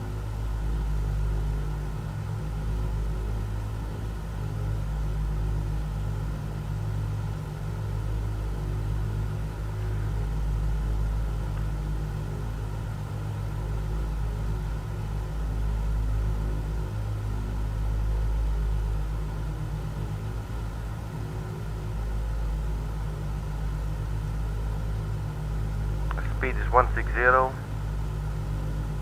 It's a little on the fast side, but for now it's some speed under our wings. It's not too bad, really. I do not really understand. Let's see. So the VOR, they say, is now at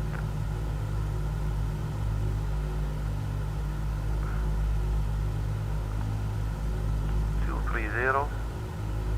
So if you look at the chart, not really sure where we are, but the VOR is at 230. So it looks like we're coming from this direction. So we should probably be going. I would assume we need to be going to the right, so to 090 probably better. So I should probably change that immediately, because this needle is not changing at all.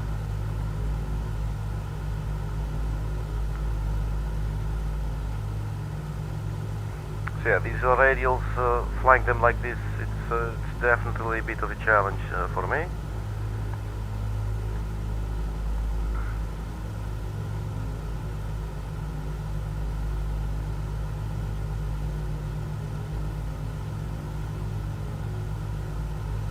So I'm going to try something and hold it there.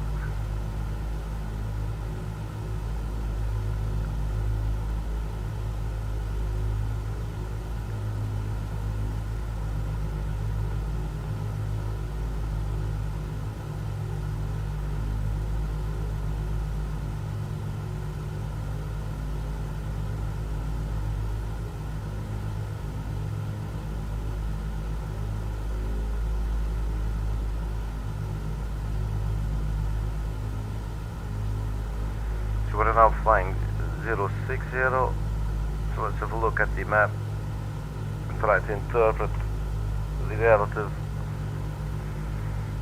components. So 060 is this direction, regarded from the airport.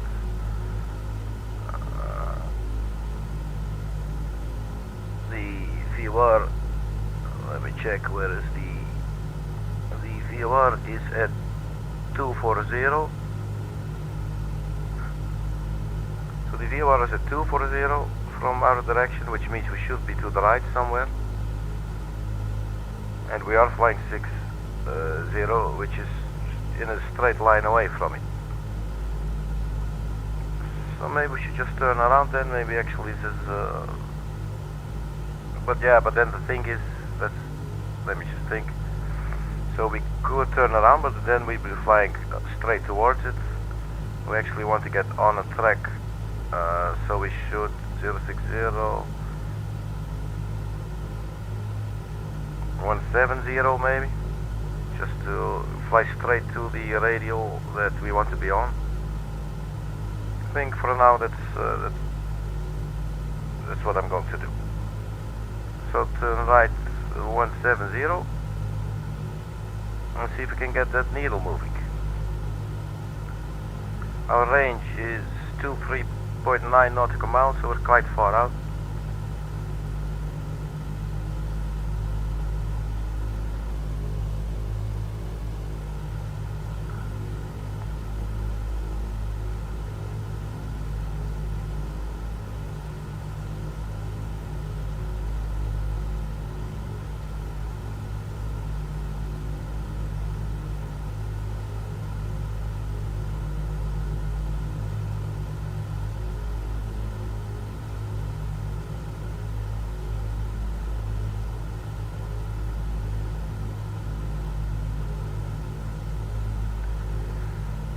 Okay, so we have a new heading,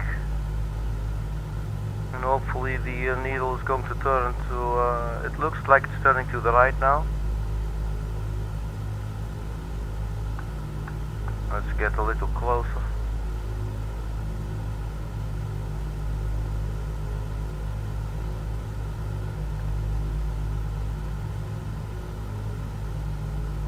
And we probably have to fly a couple of nautical miles before it actually starts turning more. It was definitely turning to the right there. We are flying a little bit towards the airport, but we still had 24 nautical miles to go. Our speed, where's the speed? Let me zoom out, man.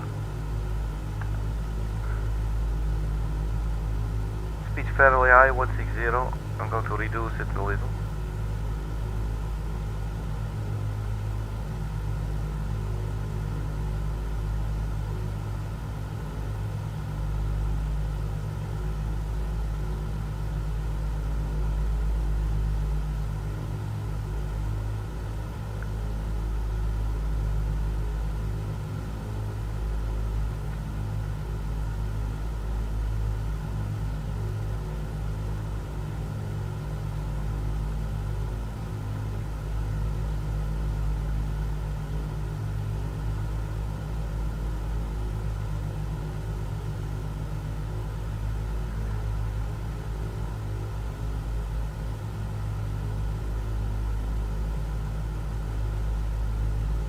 Looks like it's still turning to the right, so that's good news.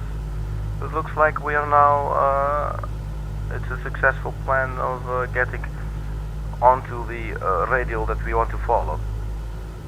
So I will show you. We were well to the right of the VOR, and it looked like we were flying on this radial somewhere. So now we're flying to a little bit this direction, 180, a little over, so sort of to this green line, and which means that the direction of the VOR is going to turn to the right, which it looks like it's doing. So if we let's check the speed, that's fine. The range is also good. I've armed this, if you will, for 305 or 304 actually. So hopefully this line here will start coming to the right. And here you can see the needle. You can check if it's going to the right as well, while we are maintaining heading.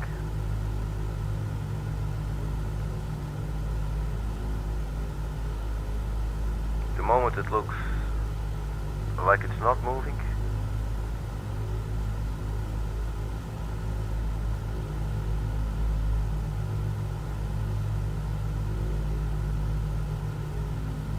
There it goes, one little notch. It's going really slowly.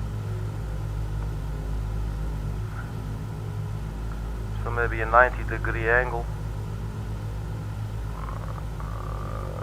So that is 305 minus 90 would be around 240, I guess. Let's see.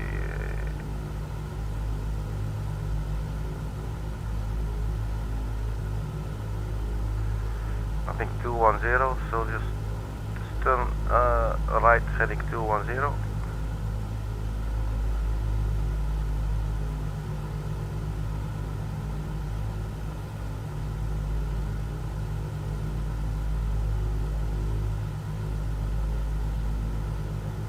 Range 22.1 nautical mile. Heading is now 210, so let's keep this for a second.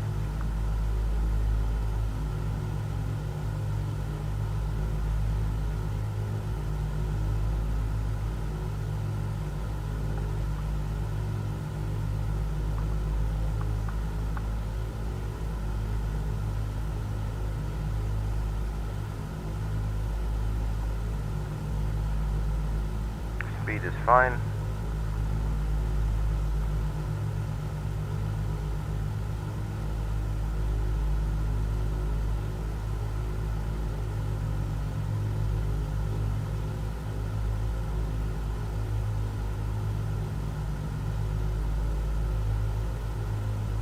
Still got 21.2 nautical miles to go.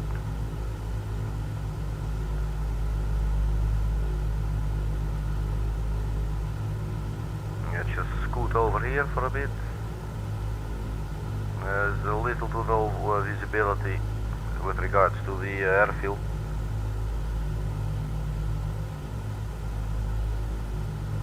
Sun is getting lower in the sky, but still in our favor.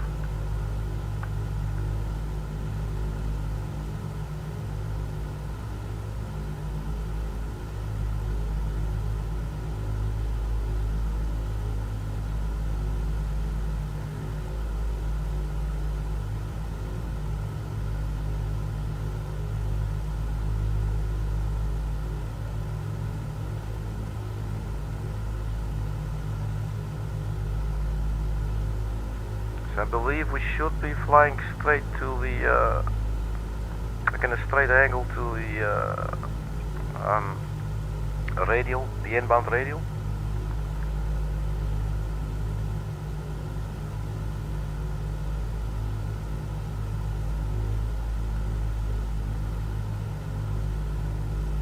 This is definitely moved a little more.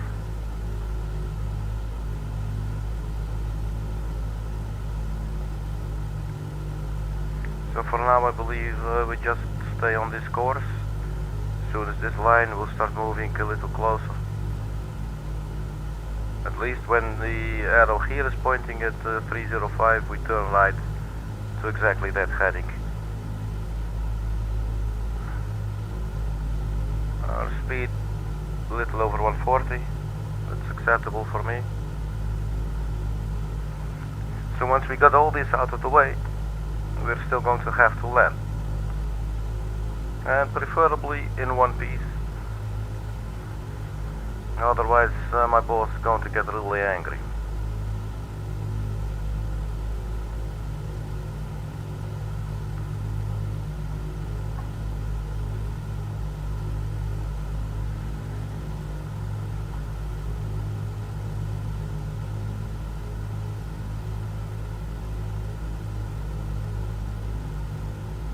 So the needle is definitely still turning.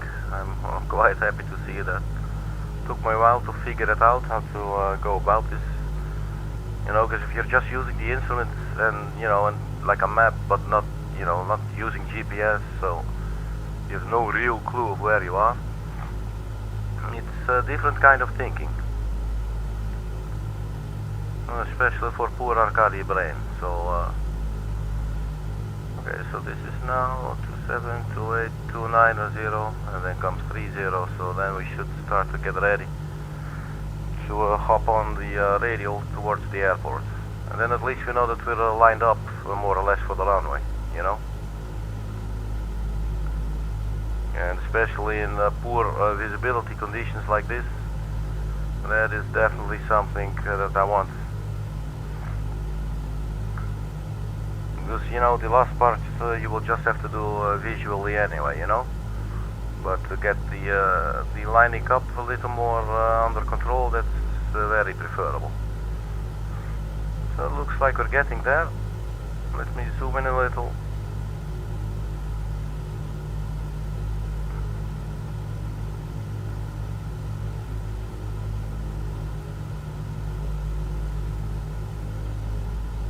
There you see the needle now, the track that we're flying to is actually running straight in front of us, from the left to the right. And that is now really coming closer. So it would obviously be nice if we could insert ourselves in one flowing movement straight onto it, so that we are immediately lined up, but that's probably not going to happen. So just going to carry on a little longer.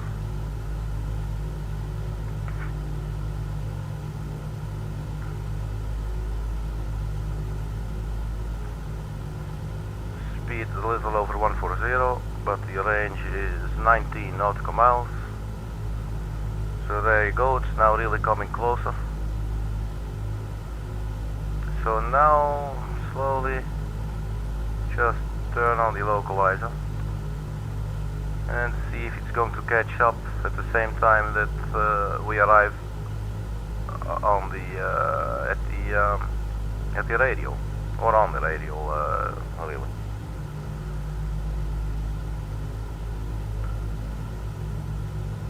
It seems to be working out quite nicely. We might be overshooting it a little bit. Oh, there you go. It does not appear to have drifted too far.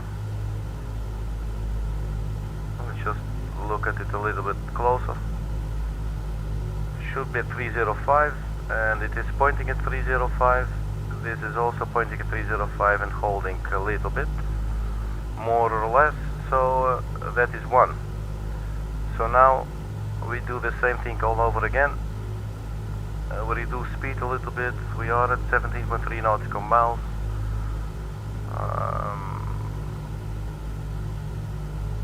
Yeah, let's reduce a little bit. Not too much.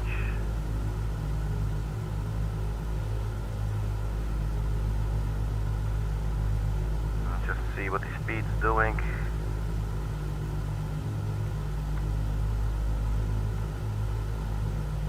Go to 28 or 26. Manifold pressure, see what this does. The speed's now definitely dropping.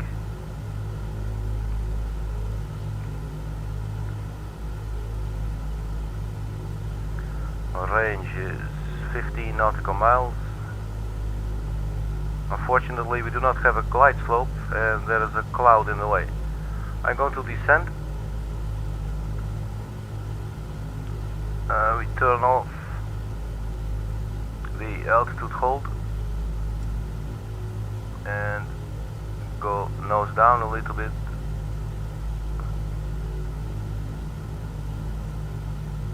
It's going down about 500 feet per minute. I would like to be under this cloud. Maybe do 1,000 feet. Oh no, let's just keep it like this. Let's just hopefully we get through the clouds and get some visual. Well, would it?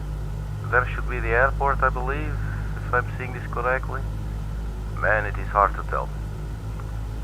We might be a little high, so I am actually going to descend a little quicker. Go 1,000 feet per minute, so like this, speed is picking up a little bit. So we're going to reduce that, but not too much. Range 122 nautical mile.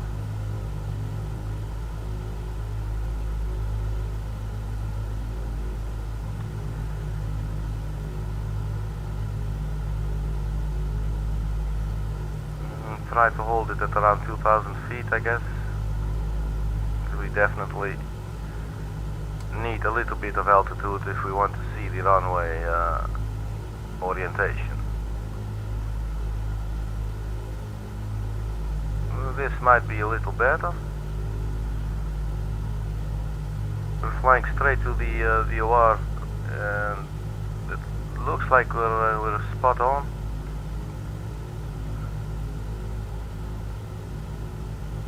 I'm just going to disengage the altitude hold again and descend a little more.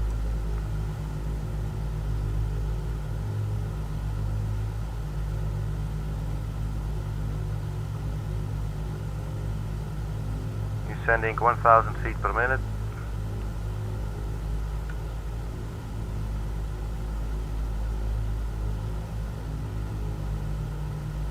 There's the airport. Going to put the altitude hold again. Our current altitude is 1,650.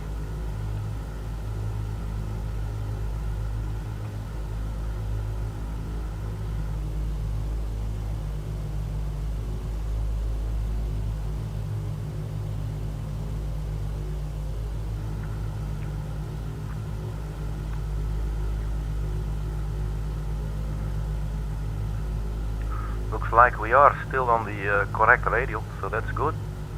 Speed's dropping some more now, so definitely going to increase it and see from where it starts accepting this input. Maybe 100 BMEP. It looks to be responding.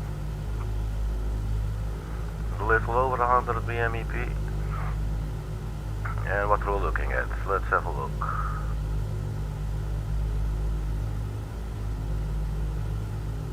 That might be the runway direction, not really sure. A little far out still.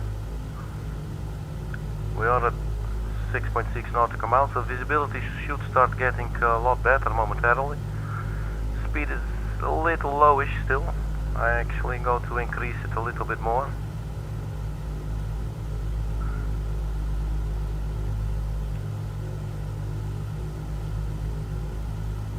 And do not forget, as soon as I touch down, engine to idle. I hope I see it correctly, but that should be the runway there.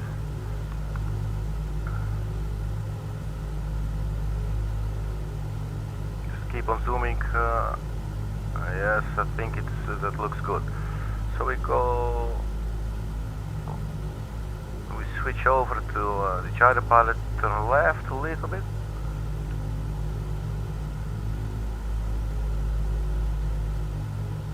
That's more like it. So I'm going to disengage the autopilot altogether.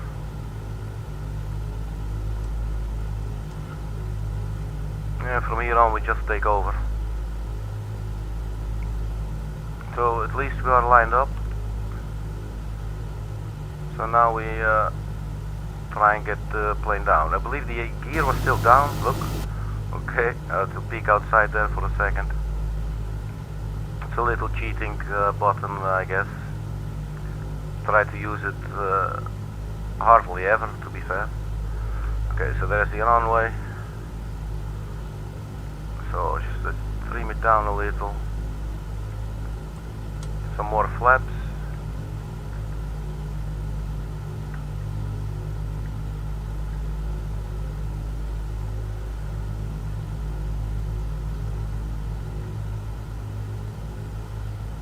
I'd like to be a little bit lower.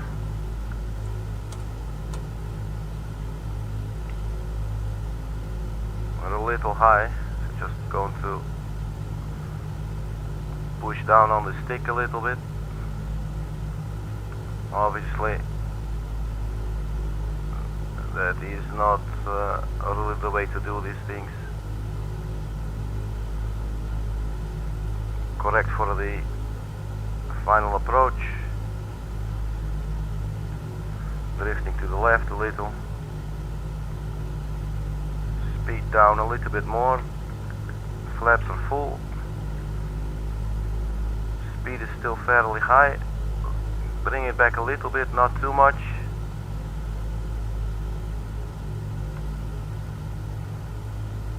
See if you can do this. Engines to idle now. Just set it down. Looks like we're out. It's a bouncy landing. Stay on the runway and brake. And here we do the same thing again, and now this time we may be crashing.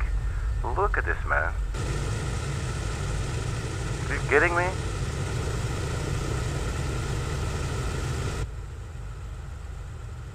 I really don't know how to land this aircraft. I did it once, it looked really cool. Oh man. I did not feel like going another round. So the approach was a little too fast. I do not understand why we did not crash.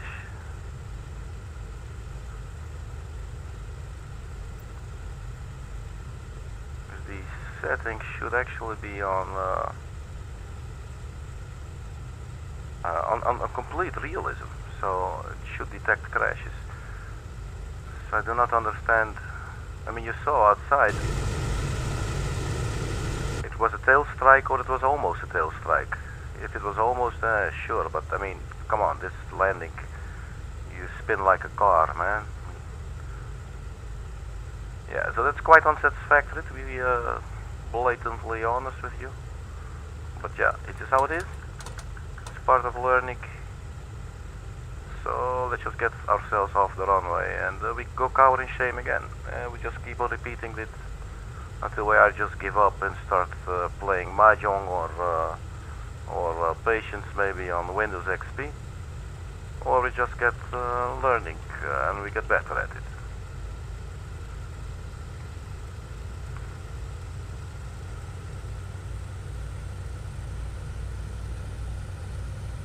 And I know I keep promising every landing. I'm saying, you know, next time I'll just do a normal flight with an Airbus or something, you know. But it is addicting, man. This aircraft is just so cool, and I just seem to want to get it down. And obviously, I do not always have the time, like when I'm between flights, if you will. I not always have the time, you know, to study how to do it. so you know, it's a slow process. But for me it's nice, I can look at the stream later and, you know, evaluate, if you will, so what I've been doing. So let's just hide ourselves a little bit from that ground personnel there. Okay, let's just break this thing and we pull it over right here.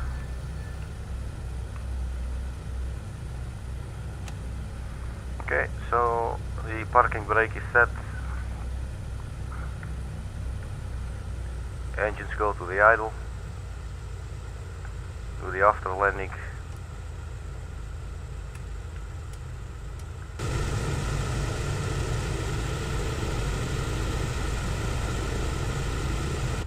I mean, I have crashed this airplane before, so I really do not understand why it did not detect it as a crash. I mean, you know, you saw how the landing went. You know, this would be a crash, man. Okay, so let's do parking. So it's just going to turn everything off, which is perfectly fine for me. Let's open up the window. So welcome to Canada, everybody.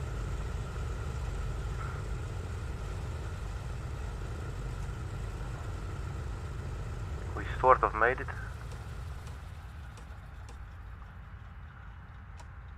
So there the aircraft has been turned off completely.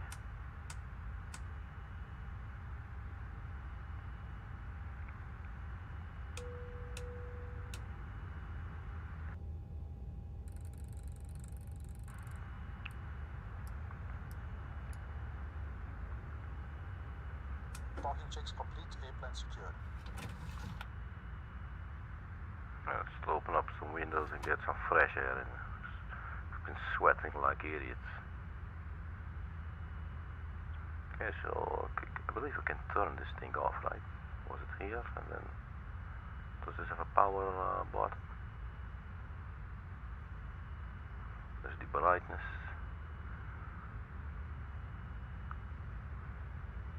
Is this the power button? There he goes, the big shiny button.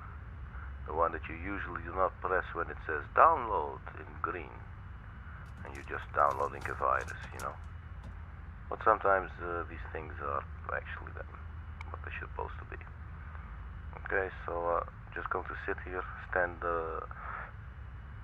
in front of the closed door for hours. So let's have a look outside the airplane. It looks still in one piece, but it definitely got some beating, man, on the landing. And I still do not understand why it didn't detect the tail strike. It doesn't make any sense. But anyway, just keep moving forward. So there's probably going to be a little more landings like this until I start getting it down a little bit more.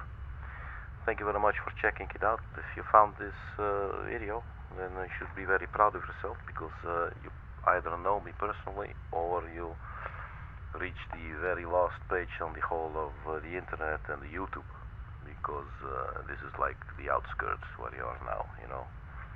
You will hardly encounter any other souls on this channel besides me and maybe my mother. You know what I mean. Okay, so thank you very much for checking it out.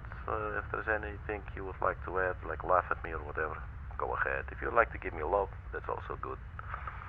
In any case, everybody stay well and just give love. Thank you for checking. I'm your personal funky sim pilot. My name is Arkady Gidzenko, your captain for today, and thank you for checking it out. And I'm looking forward to seeing you on the next stream. Good evening and bye-bye.